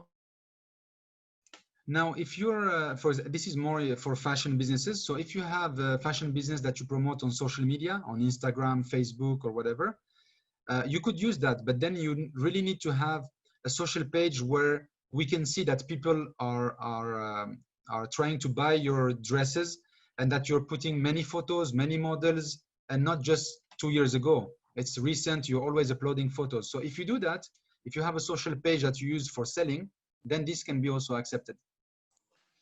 Եվ երրորդը, եթե դուք նորաձևության այդ բիզնեսի մեջ եք, նորաձև շորերի բիզնեսի մեջ եք եւ գովազդում եք ձեր այդ ապրանքները Instagram-ում, այլ սոցիալական ցանցերում, լավ կլինի որ ունենաք ձեր edge-ը, որը որտեղ կլինեն այլ լուսանկարները, հրատարակումներ, ձեր ուրեմն ապրանքի վերաբերյալ այնտեղ հարցումներ եւ դրանք չպետք է լինեն հին, դրանք պետք է լինեն թարմ, որը կապացուցի, որ դուք իսկապես նորաձևության բիզնեսի մեջ եք։ Carry on. And then the final information about this, and it's very important, is that if you do not have none of these, you don't have a website, you don't have a PDF catalog, you don't have a social page, basically you didn't prepare it, please do not apply for the payment system. Wait until you have something that you can show, because if you go and apply and you don't have it, they will put you in the category of high risk. Now, when they put you in the category of high risk, it is very hard to get out and they will give you a lot of troubles. So it's better to wait, prepare this, and then apply. Եվ ամենակարևորը, չորրորդը, եթե դուք այս առաջի 3-ը նշված չունեք, չորրորդ կետը այն խորհուրդն է, որ դեռ չդիմեք էլեկտրոնային վճարման համակարգերին, քանի դեռ պատրաստ չեք, որովհետև եթե սրանցից որևէ մեկը չներկայացնեք, նրանք ավտոմատ կերպով ձեզ կդնեն բարձր ռիսկի կատեգորիայում, հետո դու շատ էլ չարչարվեք, նրանք անընդհատ ձեր կյանքը կդժվարացնեն, որ պատրաստեք այս բոլորն ուղարկեք եւ շատ դժվարությամբ ձեզ կհանեն բարձր ռիսկային բիզնեսների կատեգորիայից։ Ուրեմն խորհուրդը չդիմել, համբերել, սպասել, պատրաստվել, հետո նոր դիմելն է։ Carry on. Thank you. Now, if you have a website, you also have to be careful. The website has to be ready. It needs to have all the security standard, the SSL certificate. It needs to have all the general terms and conditions like policy, refunds, and so on. And also the privacy policy. This is very serious. For example, if you sell in Europe, you need to have a GDPR policy. If you sell in California, you need to have a CCPA policy. So these are, let's call it, the website compliance requirements that you need to have before applying. Եվ հաջորդը, եթե դուք կենեք ինտերնետային կայք, այստեղ էլ նորից պետք է ուշադիր լինեք։ Նախ այդ ինտերնետային կայքը պետք է համապատասխանի անվտանգության ստանդարտներին, այսինքն SSL սերտիֆիկատ պետք է ունենա անվտանգության հետ կապված։ Նա պետք է այնտեղ նշված լինեն ձեր գործունեության պայմանները, այսինքն ինչպիսին են գները, ինչպես է կառարկում, ինչպես է վերադառնում ապրանքը, հատուցումները վերադարձած ապրանքի եւ այլն, այստեղ շատ կարեւոր է։ Եվ երրորդը, անձնական ինֆորմացիայի հարգելու քաղաքականությունը։ Եթե դուք Եվրոպայում եք ուզում առևտուր անեք, ապա GDPR ստանդարտներին պետք է համապատասխանեք, եթե ուզում եք Ամերիկայում, Կալիֆոռնիայում բիզնես անել CCPA, ուրեմն ստանդարտին պետք է պատասխանեք, այսինքն պետք է ցույց տաք, որ ձեր ինտերնետային կայքը ինքը նույնպես համապատասխանում է օրենքներին, ստանդարտներին։ Carry on. So this looks complicated and very technical, and actually it's not. It's very easy to solve. So I put for you how to get a free SSL security certificate. It's really free. You can either open a Cloudflare account and connect your website, and that's it. You have the SSL. Please go ahead. Կարող է թվալ, որ սա բավականին խրթին մի process է, բայց իրականում դա այդպես չէ, ասենք եթե առաջին կետի վերաբերյալ խոսենք, SSL սերտիֆիկատը ստանալու, դուք կարող եք ասենք let's encrypt.com մտնել կամ cloudflare.com մտնել եւ դա անվճար ձևով կատարվում է։ Carry on. Next is that you do not know how to prepare the terms and conditions for America because you're not an American lawyer, or for UK. So what I do is that I open a free account, or I take 1 month at rocketlawyer.com. It costs $30, and then I use Rocket Lawyer to generate all my terms and conditions according to the laws of UK or America or whatever country is there. Please go ahead. Հաջորդ տարբերակը այն է, որ ասենք թե եթե պետք է Ամերիկայի հետ գործարքներ կատարեք եւ ձեզ ծանոթ չեն համապատասխան պայմանները եւ դրույթները վաճառքի համար, այստեղ դուք կարող եք օգտագործել օրինակ rocketlawyer.com-ը, այսինքն այնտեղ գրանցվելով, որը ընդամենը $30 հարց է եւ նրանց կողմից ունենաք համապատասխան ուսումնասիրությունը բոլոր այդ պայմանների եւ կարգերի։ Carry on. And the same for the privacy policy. It looks very complicated, and it is very complicated on paper, but actually it's very simple to solve because you can either download a template, a GDPR policy template, and you just change the company name with your company name and your address and so on, or you can install on your website a plugin that will automatically generate for you the privacy policy for Europe, GDPR, or for California. So this can be solved very quickly as well. Երրորդ տարբերակը էլի շատ բարդ է երևում, որովհետև թղթի վրա կարդալիս իհարկե շատ խճողված է երևում, բայց իրականում էլի շատ հեշտ է։ Եթե օրինակի համար ուզում եք ծանոթանալ կամ ունենալ GDPR ստանդարտները, դուք ուղղակի ներբեռնում եք, այնտեղ պետք է փոխել անունը, ձեր ընկերության անունը դնել կամ էլ plugin-ի միջոցով, ասենք օգտագործեք plugin-ներ CMS-ի համար կամ ձեռքով իրականացնեք process-ը ավտո կիրառման համար այդ setting-ների եւ այդ բոլոր պայմանները կհայտնվեն ձեզ մոտ։ So technically, everything that I showed you right now for the biggest problem in e-payments for solving compliance, everything that I showed you is actually, you know it, and it's not expensive to solve. It's actually easy and cheap. Maybe the only thing that will cost you money is translating your documents into English. So what I want to say is that although it looks complicated, hard, if you prepare in advance, this is something that you can solve very easily as an entrepreneur. Just take the time to prepare this in advance and follow these simple steps and simple list of documents, and you will be ready for any payment solution. Ուրեմն իհարկե այս ամբողջությունը պայմանների եւ այլն, որ ես ձեզ ներկայացնում եմ, կարող է բարդ թվալ, բայց ես նաեւ շատ վստահ եմ, որ հիմնականում այդ բոլոր բաները ձեզ քաջ ծանոթ էին եւ դրանք շատ հեշտ լուծում ստացող տարբերակներն են եւ պետք է ասեմ, որ նաեւ ծախսատար չեն։ Միակ մեծ արժեքը թերևս, որ դուք կարող եք կրել, դա այն է, որ ձեր փաստաթղթերը պետք է թարգմանվեն, ասենք թե անգլերեն։ Carry on, please. Thank you. Now you have studied which payment solutions are needed by the market. You know how to get them. Now we come at the last point, which is a little bit less important, so I will go faster. But now you need to integrate them to your website. And the question is, if I don't have a website, can I still use electronic payments? So this is what I will answer in this chapter. Մենք մինչև այժմ խոսեցինք էլեկտրոնային առևտրի տարբեր մեթոդների եւ պայմանների մասին։ Հիմա մենք կխոսենք ինտեգրացիայի մասին համապատասխան վճարային լուծումների, սա ավելի պակաս կարևոր բան է, արագ կանցնեմ դրա վրայով։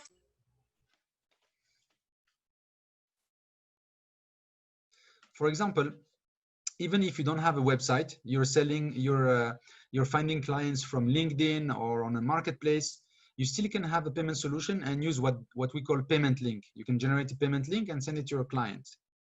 You can also generate an invoice automatically and send it to your client. Or if you have an Amazon store, Alibaba or other stores, you can also generate a payment link from there. So there are at least 3 ways to be paid, even if you don't have a website.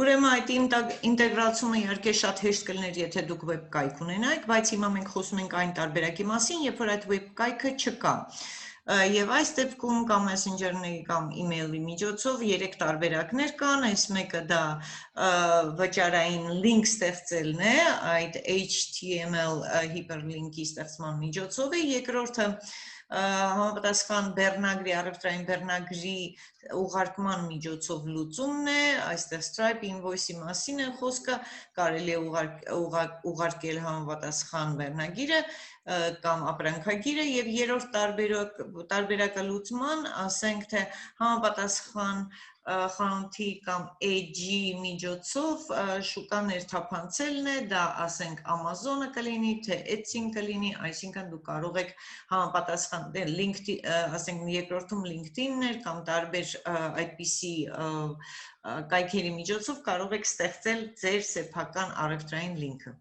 Carry on. Thank you. And when you have a website also, there are different ways to integrate the payment. You can have just a form, a formulaire in French, or you can have a plugin that automatically connect with your e-commerce website. And if you don't have a plugin, because some payment solutions don't have a plugin, then there is what we call an API, application programming interface, that you need to hire a programmer to integrate with your website. So these are the 3 ways of integrating with the website. Հիմա անդրադառնանք այն տարբերակին, երբ որ web կայքը կա։ Այստեղ առաջին տարբերակը այն է, որ կարող է ձեր, ասենք, առևտրի հանձնարարագիրը կամ ապրանքագիրը վճարման, այսինքն նրա ֆորմուլյարը այստեղ տեղադրվի, երկրորդը plugin-ի միջոցով էլեկտրոնային առևտրի վեբսայթերում դա PrestaShop-ը կարող է լինել, WooCommerce-ը լինի, բայց իհարկե որովհետև ոչ բոլոր առևտրային այդ համակարգերում տալիս են plugin-ի հնարավորություն, գոյություն ունի նաև երրորդ տարբերակը, այսինքն API-ի, այսինքն հավելվածային ծրագրավորման միջերեսի միջոցով ինտեգրումն է, որը ևս լուծում է այս խնդիրը։ So if you allow me, I will go a little bit faster. I just want to show you some of the examples for each type of integration. Please explain this. Հիմա եթե կարելի է, ես մի քիչ ավելի արագ կանցնեմ նյութի վրայով, ես ցույց կտամ այդ վճարային լուծումների ինտեգրման այլ տարատեսակներ։ Carry on. This is an example for the payment solution called Edian, that will allow you to generate a payment link, and it works in 4 steps, as you can see here.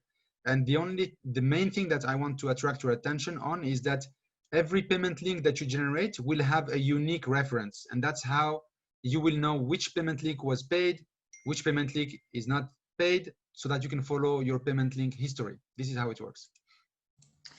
Օրինակի համար ես ուզում եմ անդրադառնամ վճարային ADN կոչվող համակարգով լինքի կապուղու ստեղծմանը, նա 4 քայլից է բաղկացած, տեսնում եք այստեղ լրացվում են համապատասխան, ասենք ապրանքի անունը, ասենք վեբի ծառայության օգտագործողի անունը, եւ այստեղ մի բանի վրա եմ ուզում երրորդ այս հատվածում ուզում եմ ձեր ուշադրությունը դարձնել առաջի տողի վրա, այսինքն առևտրով զբաղվողի գործարքի հերթական համարը, MS եւ այլն, սա եզակի համար պետք է լինի եւ դա թույլ է տալիս ձեզ հետևելու, թե կոնկրետ որ ապրանքի գործարքը վճարված է, չվճարված է, ասենք ժամկետանց է եւ այլն։ Carry.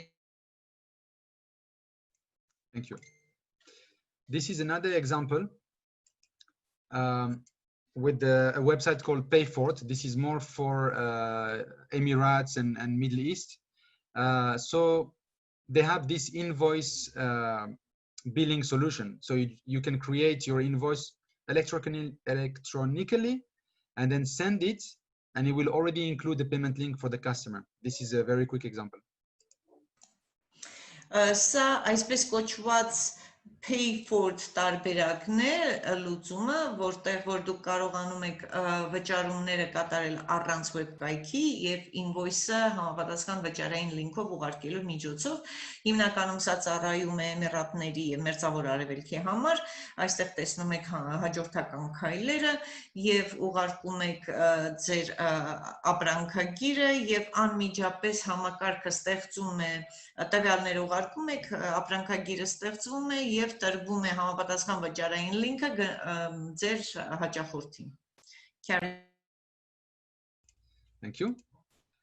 This is an example of Amazon Pay inside of Amazon.com marketplace. As you can see, people can have one click to buy a product, and then they choose which card, which shipping address, and really they pay with one click. Այստեղ դուք տեսնում եք Amazon Pay համակարգը Amazon-ի ամբողջ այս շրջանակում գործող եւ մեկ սեղմումով դուք կարողանում եք այս հասցեների հատվածը ընկնել, նշել հասցեն, թե որտեղ է պետք առաքել եւ այստեղ եւս մեկ սեղմում անելով արդեն տեսնում եք, որ ավարտվեց ձեր գործարքը այդքան արագ։ Thank you. I wanted to show you also a demo, but I think you know what I'm talking about. Once you install it on your website, of course, it will pop up in the checkout process, the card payment option or PayPal. So I will save time because this, you know it very well, I think. Այստեղ մի վիդեո տարբերակ է այս հասցեով, որտեղ որ այս ամբողջ process-ը ցույց է տրվում, թե ինչպես են վճարումները ընդունվում վեբկայքում եւ համապատասխան ձևով, այսինքն նախնական ձևի եւ պլագինի միջոցով, բայց կարծում եմ, որ սա ձեզ քաջ ծանոթ է եւ ժամանակախնայելու համար ուղղակի կանցնեմ, եթե ուզենաք կարողանաք հետագայում նայել։ Carry on, please. So I'd like to give a bit more time for questions in the chat, and let's close with the 5 golden rules, just to summarize what we have done today together, the 5 golden rules to be successful with e-payments. Քանի որ ես ուզում եմ բավականաչափ ժամանակ թույլ տալ հարցերի եւ պատասխանների համար, մի հակիրճ ամփոփում անեմ եւ այդ ամփոփումը իր մեջ ներառում է 5 ոսկե օրենքները, որոնք գործադրվում են հաջող վճարային ռազմավարության համար, վճարների ստացման ռազմավարության համար։ So the first one, like we saw at the very beginning, please study, obtain and propose the payment solution that are expected by the customers, not what you expect you as a seller, but what your buyer wants. Please go ahead. Առաջինը, ուսումնասիրել, ստանալ եւ առաջադրել այնպիսի վճարային լուծումներ, որոնք որ ակնկալում է հենց հաճախորդը։ Carry on. The second point, I invite you not to judge any payment solution and qualify it that it's not or not good. It doesn't matter. What you have to study is if it's wanted. So please be careful. Don't underestimate, don't misjudge any payment solution. Երկրորդը խնդրանքը այսպիսին է, որպեսզի որևէ սխալ ձևով չդատեք կամ թյուրն բռնումով չմոտենաք, չթերագնահատեք կամ չանտեսեք, ասենք ձեզ առաջարկվող որևէ վճարային լուծումը։ Carry on. For example, I had once a client who wanted to pay with gold online. And I received electronic gold payments online. And I realized actually it was unwanted. So this is also other ways. There is gold-based, silver-based payment solutions. Օրինակի համար ես մի անգամ ունեցել եմ մի հաճախորդ, որը ըստ տրամադրված ծառայության առաջարկել էր ոսկով դիմել, վճարել ներողություն եւ ընդունվել էր իմ կողմից եւ ես գիտեմ, որ նաեւ ոսկու վրա հիմնված արծաթի վրա կամ այլ թանկարժեք մետաղների հենքով գործող վճարման լուծումներ կան. Carry on. Point number 3, remember that all payment solutions are actually accessible. No matter if you're in Armenia or Rwanda or whatever country that you think you're very far, it doesn't matter. You can get it, and that's the main message I want to share with you today. Եվ շատ կարևոր եմ համարում հիշելը, որ ցանկացած վճարային լուծումներ հասանելի են ուղղակիորեն կամ ասենք արտասահմանում որևէ մասնաճյուղի միջոցով, այսինքն անկախ նրանից թե այդ վճարային միջոցները ձեր երկրում Հայաստանում կամ Ռուանդայում կամ որևէ երկրում առկա են թե չէ. Carry on. And the key to get that payment solution that you want, that you need, is to prepare your compliance file. Very important. Even if you do an American company to access some American payment solutions, still you need to prepare your passport, your proof of address, and so on. So compliance preparation is really the most important thing that you need to remember, please. Եվ որևէ վճարային լուծում կիրառելու համար ամենաառանցքային պայմանը այն է, որպեսզի դուք ունենաք շատ լավ նախապատրաստված համապատասխանության թղթապանակ, այսինքն ձեր սեփական պրոֆիլը շատ լավ վիճակում ունի, իսկ եթե ասենք թե կոնկրետ Ամերիկայի հետ եք գործառույթներ անում, պետք է բոլոր այդ նրբություններով հանդերձ կազմեք համապատասխանող պրոֆիլ, պորտֆել ձեր կողմից. Carry on. And finally, once you get those payment solutions that you need, just be careful to propose the right currency and to propose the right payment to each country or to each group of clients. Եվ վերջինը, երբ որ դուք արդեն առաջարկում եք կամ օգտագործում եք ամենատարբեր վճարային լուծումները, շատ կարևոր է, որ ճիշտ կիրառեք կոնկրետ ձեր հաճախորդի նախընտրած արժույթը եւ հաշվի առնեք այն նախընտրությունները, որոնք ունեն ձեր հաճախորդները. Carry on, please. So that's all on my side. I think this very simple knowledge that most probably you knew it already, just that you need to establish this kind of discipline. So I think it's more of a discipline than a knowledge. But once you have this discipline, I can guarantee you that it makes a very big difference in accessing e-payments. Իմ կողմից այսքանն ունեի ձեզ ներկայացնելու, համենայն դեպս նորից ուզում եմ կրկնել, որ այստեղ ոչ թե ես ինչ-որ նորույթներ էի ուզում ձեզ փոխանցեի, ես կարծում եմ, որ մեծ մասը ձեզ քաջ ծանոթ է, այստեղ հարցը մենակ ճիշտ կարգապահ կիրառելու մեջ է, եթե այս ամենը հաշվի առնվի եւ իրականացվի, հաջողությունը անպայման կսպասի ձեզ. Thank you very much, Anna. I think I'm done on my side on the presentation. And if you all agree, let's take some questions, either in the live chat or somebody can take the microphone and ask in Armenian or English, and then I will reply one by one. My pleasure, Mohammed. Mohammed, I already have some questions seemingly in the chat. Can you see it, for example, at 5:45? 44, yes, I see. Yes. When the Armenian merchant registers a company in USA or EU to make payment systems easily available, does it mean that he will be obligated to pay the taxes in that country and not in Armenia? I wonder if I have to translate this into Armenian for other participants. Yes, I think it's good if you translate in Armenian. Yeah. Ուրեմն թարգմանեմ մեր լսարանի համար, առաջին հարցը, որ մենք տեսանք, հետևյալներ Աննա Փախլյանի կողմից, երբ որ հայ առևտրով զբաղվող հայազգի գործարարը գրանցում է մի ընկերություն ԱՄՆ-ում կամ ԵՄ-ում, որպեսզի ավելի հեշտորեն օգտագործի վճարային համակարգերը, արդյոք դա նշանակում է, որ նա ստիպված կլինի վճարել հարկեր այդ երկրում եւ ոչ թե Հայաստանում։ Carry on. So yes, it's a very good question. So there are two ways about this question, because there are two ways of doing an American company.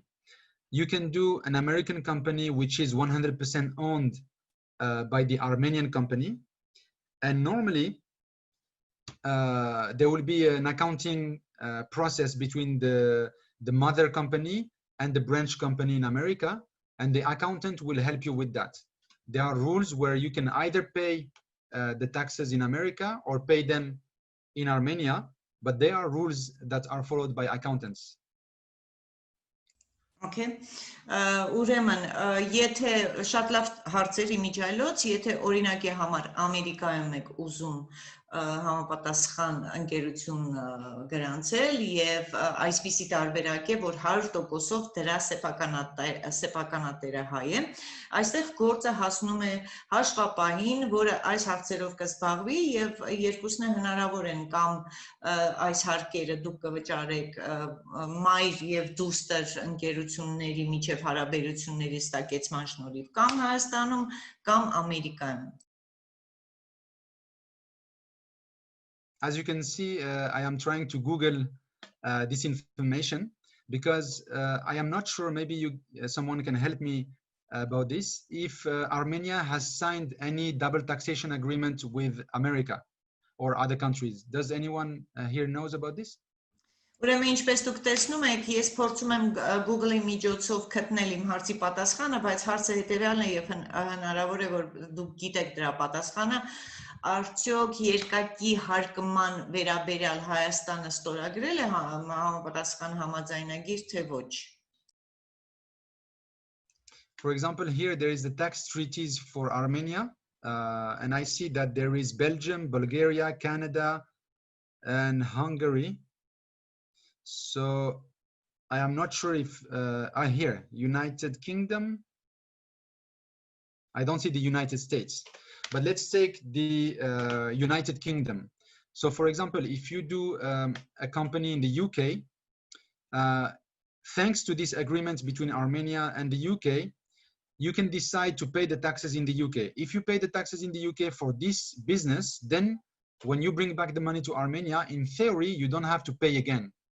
But you can also choose and tell the UK, look, because we have an agreement between the UK and Armenia, I decide not to pay in the UK the taxes. I will pay them in Armenia. So this is what is called the non-double taxation agreement that some countries have between them.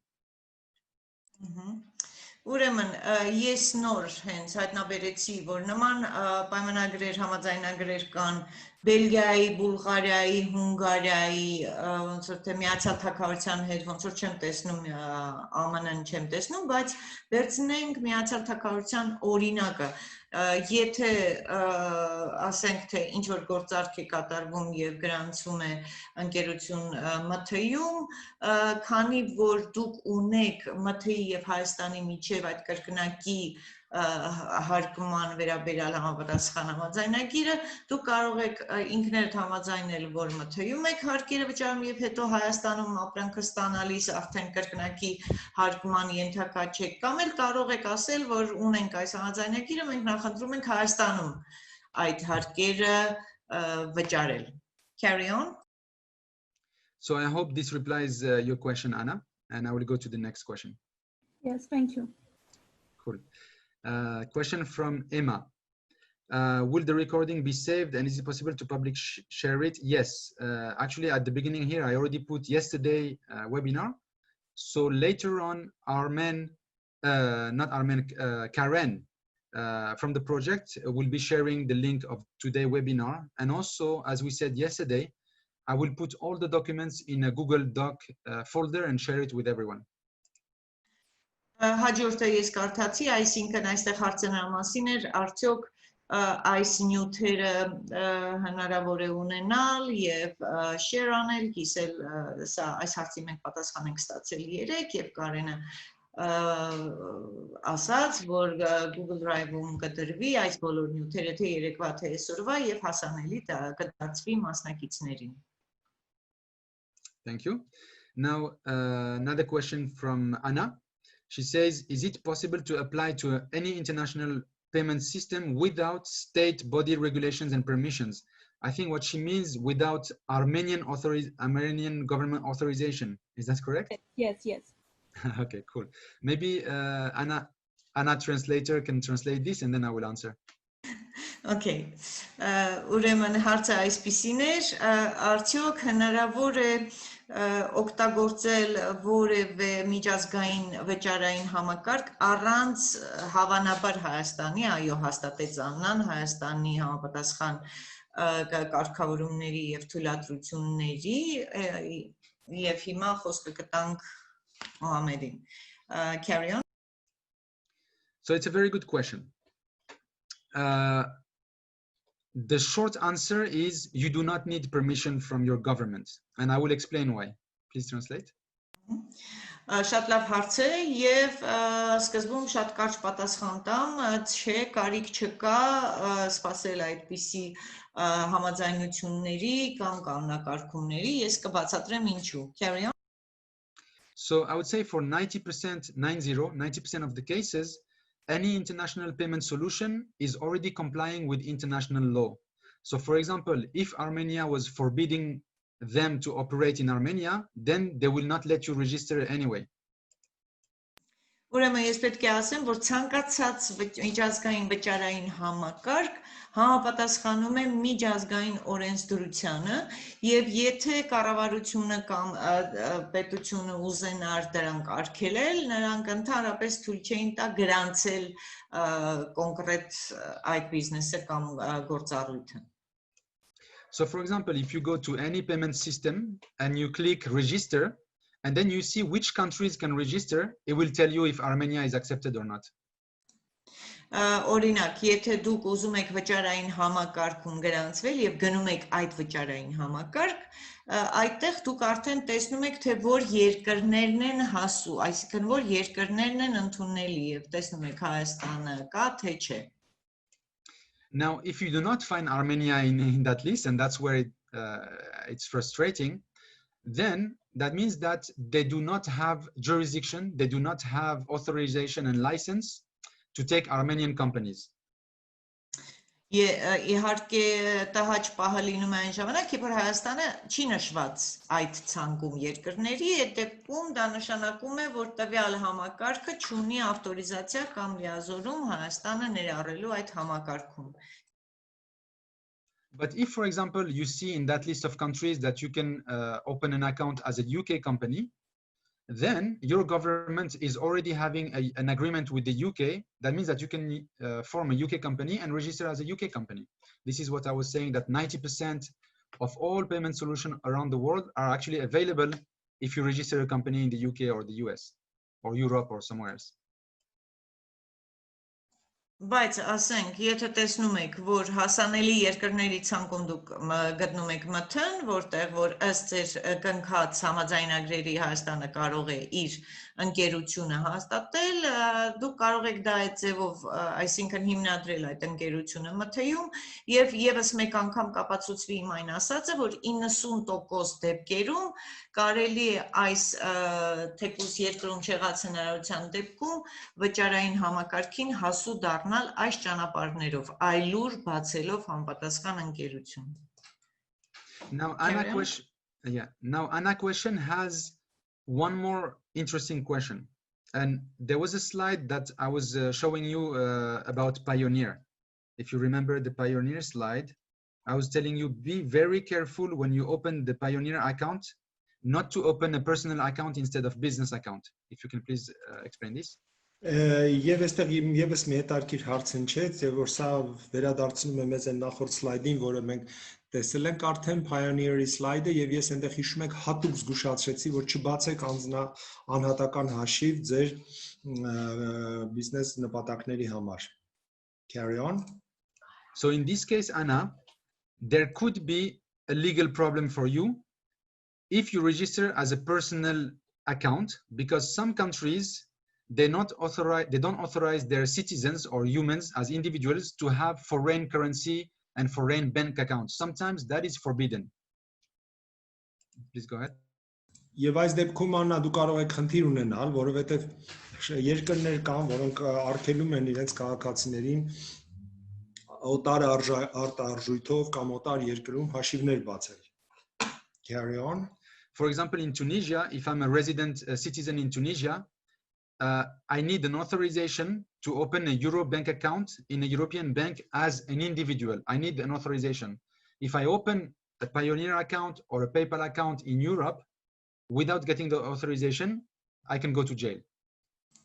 Օրինակ, ես ենթադրենք ես Թունիսի քաղաքացի եմ, եւ եթե Թունիսի քաղաքացին ուզենա անհատական հաշիվ բացի Եվրոպայում կամ որևէ այլ նման երկրներում նա պետք է ունենա իր իշխանություններից թույլտվություն։ Առանց թույլտվության նման հաշվի բացումը կարող է բերել նրան, որ այդ Թունիսի քաղաքացուն Թունիսում բանտ կնստացնեն. Carry on. So I hope this answers the second question of Anna. Ես հուսով եմ, որ սա Աննայի երկրորդ հարցին պատասխանեց. Yes. Thank you. Next two questions from Varam. What countries offer lowest cost to register a company online? Are there double taxation and how to prevent it? Very good question. Հաջորդ հարցը Վարամից էր, որը հարցում է թե որ երկրում է ամենաէժանը on-line ընկերություն գրանցելը եւ ինչ անել, եթե կրկնակի հարկում կա եւ ինչպես խուսափել դրանից. So the fast answer to the first part of the question is that there are many countries where as an Armenian citizen you can form a company. So almost every country you could. Now the problem is not so much the right to open a company as a foreigner in those countries.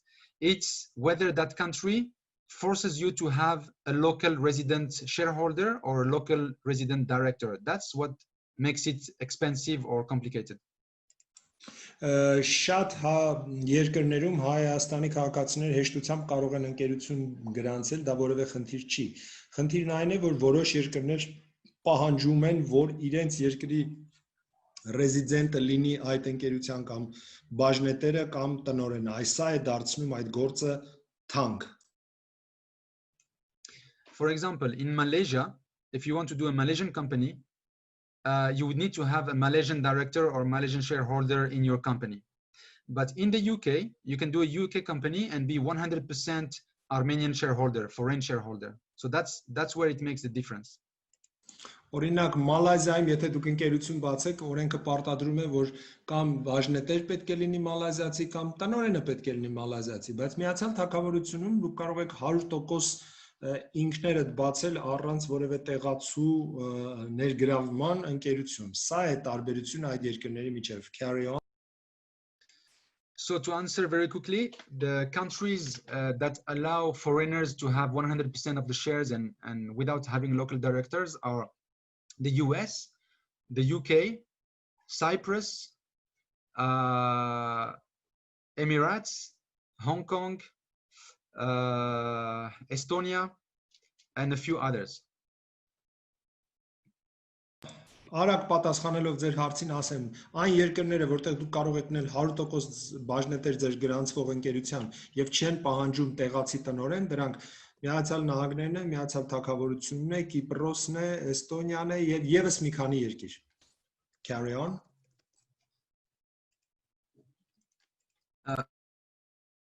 Sorry, but you know, again, our friend Google will give you an answer. But my answer is the countries that do not force a local resident and local directors usually are much cheaper to form a company. That's the straightforward answer.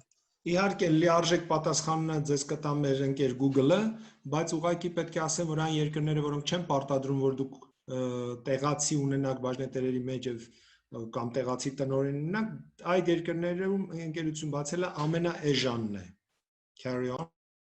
Second part of the question is, are there double taxation agreements? Հարցի երկրորդ մասը վերաբերում է կրկնակի հարկմանը։ Carry on. So same answer. Our friend Google showed us that there is here the list of double taxation agreements that Armenia has with some countries. So I guess the answer is here. Նորից մեր ընկեր Google-ին հարցնենք եւ այնտեղ ցանկը կլինի այն երկրների, որոնց հետ Հայաստանը ունի կրկնակի հարկումից խուսափելու այդ պայմանագրերը։ Carry on. So I put for you the link in the chat. Now there is a last part of the question is how to prevent it. I think Varan means that if there is no double taxation, how can I still save on taxes? Ես այդ հղումը լինքը դնում եմ, որ կարողանա Google-ից այդ ինֆորմացիան վերցնենք եւ այս հարցը Վահրամի շարունակությունն ունի, որ եթե չկա նույնիսկ կրկնակի հարկում, ինչպես փորձել նվազեցնել հարկերը։ Carry on.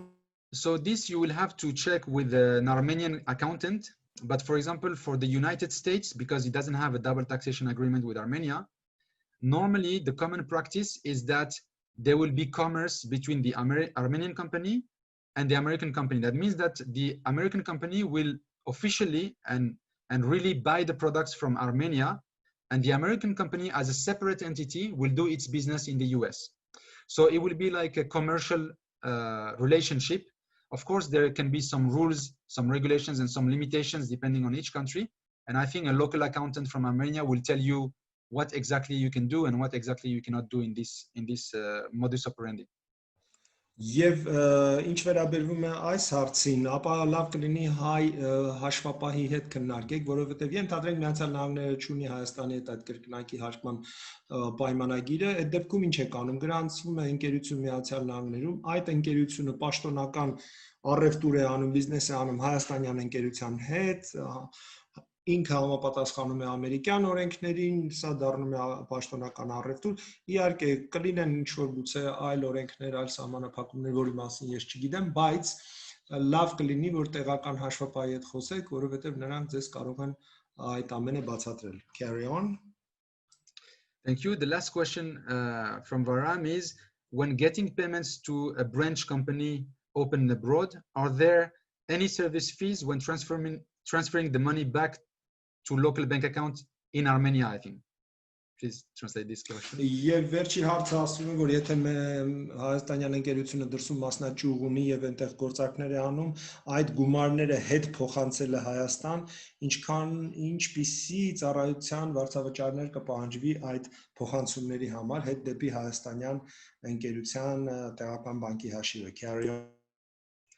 So it's a very good question, and yes, there are fees and you need to be smart about them.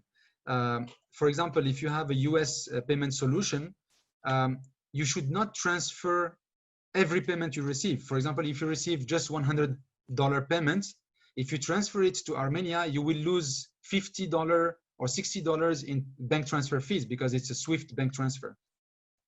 Please explain this. Շատ լավ հարց է, որ ենթադրենք դուք ունեք վաճառքներ իրականացնում Ամերիկայում, պետք է ամեն մի ստացած փողը չփոխանցեք Հայաստան, ասենք $100 վաճառք եք արել, եթե փորձեք այդ $100 Հայաստան ուղարկել, այդ SWIFT համակարգով է ամերիկյան գանձում, ասենք $60 միայն փոխանցման վարձավճար կգանձվի, carry on. So personally, what I do when in this case, I wait until I have at least $2,000 or $3,000 or even $5,000. And then only I request the payment solution to send me the bank transfer. This way, maybe I pay $50, but I move $5,000, which makes it like 1% transfer fee. Ես սովորաբար ինչ եմ անում, ես թողնում եմ փողը կուտակվի, առնվազն 2000 կամ գուցե 3, 5000 եւ հետո նոր վճարային համակարգը օգտագործում եմ փողը արտասահմանից փոխանցելու կամ միջազգային փոխանցում անելու համար։ Նորից կվճարեմ այդ $50 փոխանցման համար, բայց այս դեպքում գումարը կլինի մեծ եւ կդառնա ամբողջ գումարի, ասենք 1%-ը այդ վարձավճարը։ Carry on. Thank you. I think I replied all questions. Maybe we can ask some participants if there are any others. Ինձ թվում է ես պատասխանեցի բոլոր հարցերին եւ եթե մասնակիցները էլ ինչ որ հարցեր ունեն, խնդրեմ։ Եվ ես հուսով եմ որևէ մեկին չեմ վիրավորել այդ վրիպումով։ Ես հիմա իհարկե խոսքը կփոխանցեմ Կարենին։ Իմ կողմից ուզում եմ ասեմ, որ շատ ուրախ էի, որ ձեզ հետ էի, նրանց հետ ովքեր երեք էին մասնակցում եւ նրանց հետ ովքեր այսօր են մասնակցում եւ ուրախ կլինեմ հետագայում էլ այդ կապը պահելու համար։ Հիմա լսենք Կարենին։ Thank you very much, Mohammed.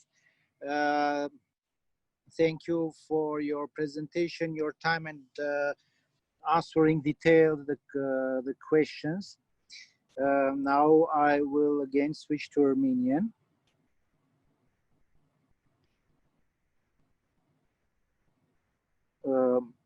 Լավ, այսքանն էլ ասեմ։ Ընկերներ, շնորհակալություն նորից մասնակցության համար, ինչպես երեկվա հանդիպման YouTube-յան տարբերակը, վիդեո տարբերակը մենք այսօր արդեն տարածել էինք, վաղ արդեն կլինի պատրաստ այսօրվա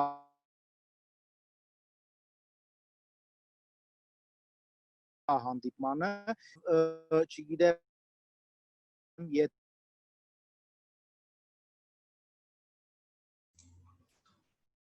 ոչ վաղը, ապա ամենաուշը երկու վիդեոները եւ յուրաքանչյուր փաստաթղթերը ամբողջությամբ հասանել Facebook-յան էջերում, ինչպես նաեւ մենք արդեն Zoom ծրագրից վերցրել ենք ձեր դատաբազան մեյլերի եւ անհատականապես բոլորին այդ լինքերը կուղարկվի։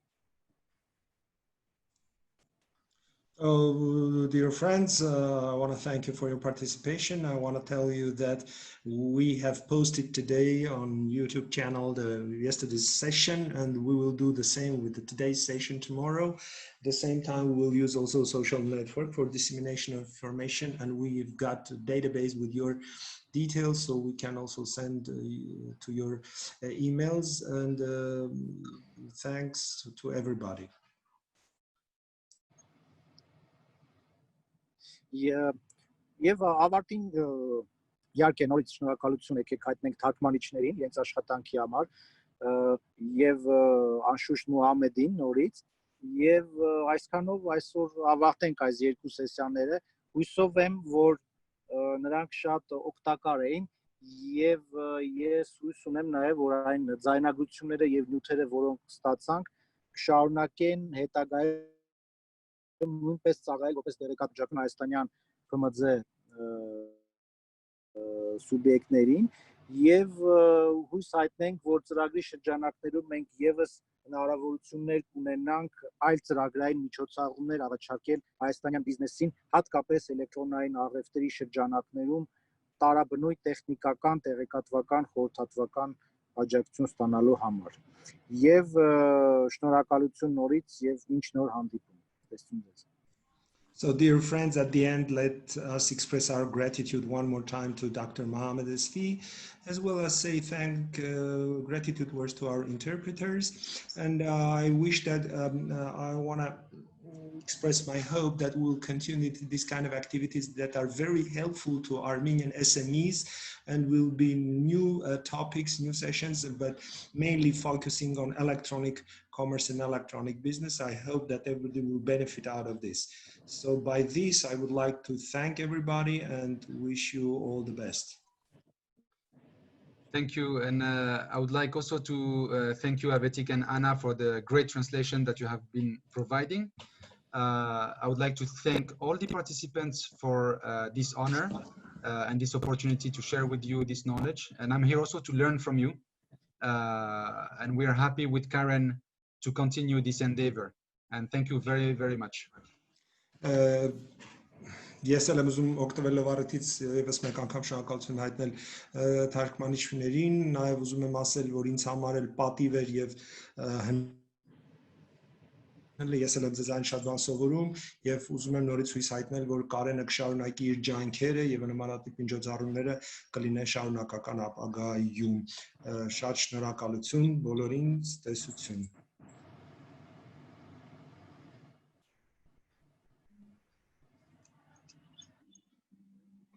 Thank you, and I'll be Thank you. closing the sessions in the next few seconds.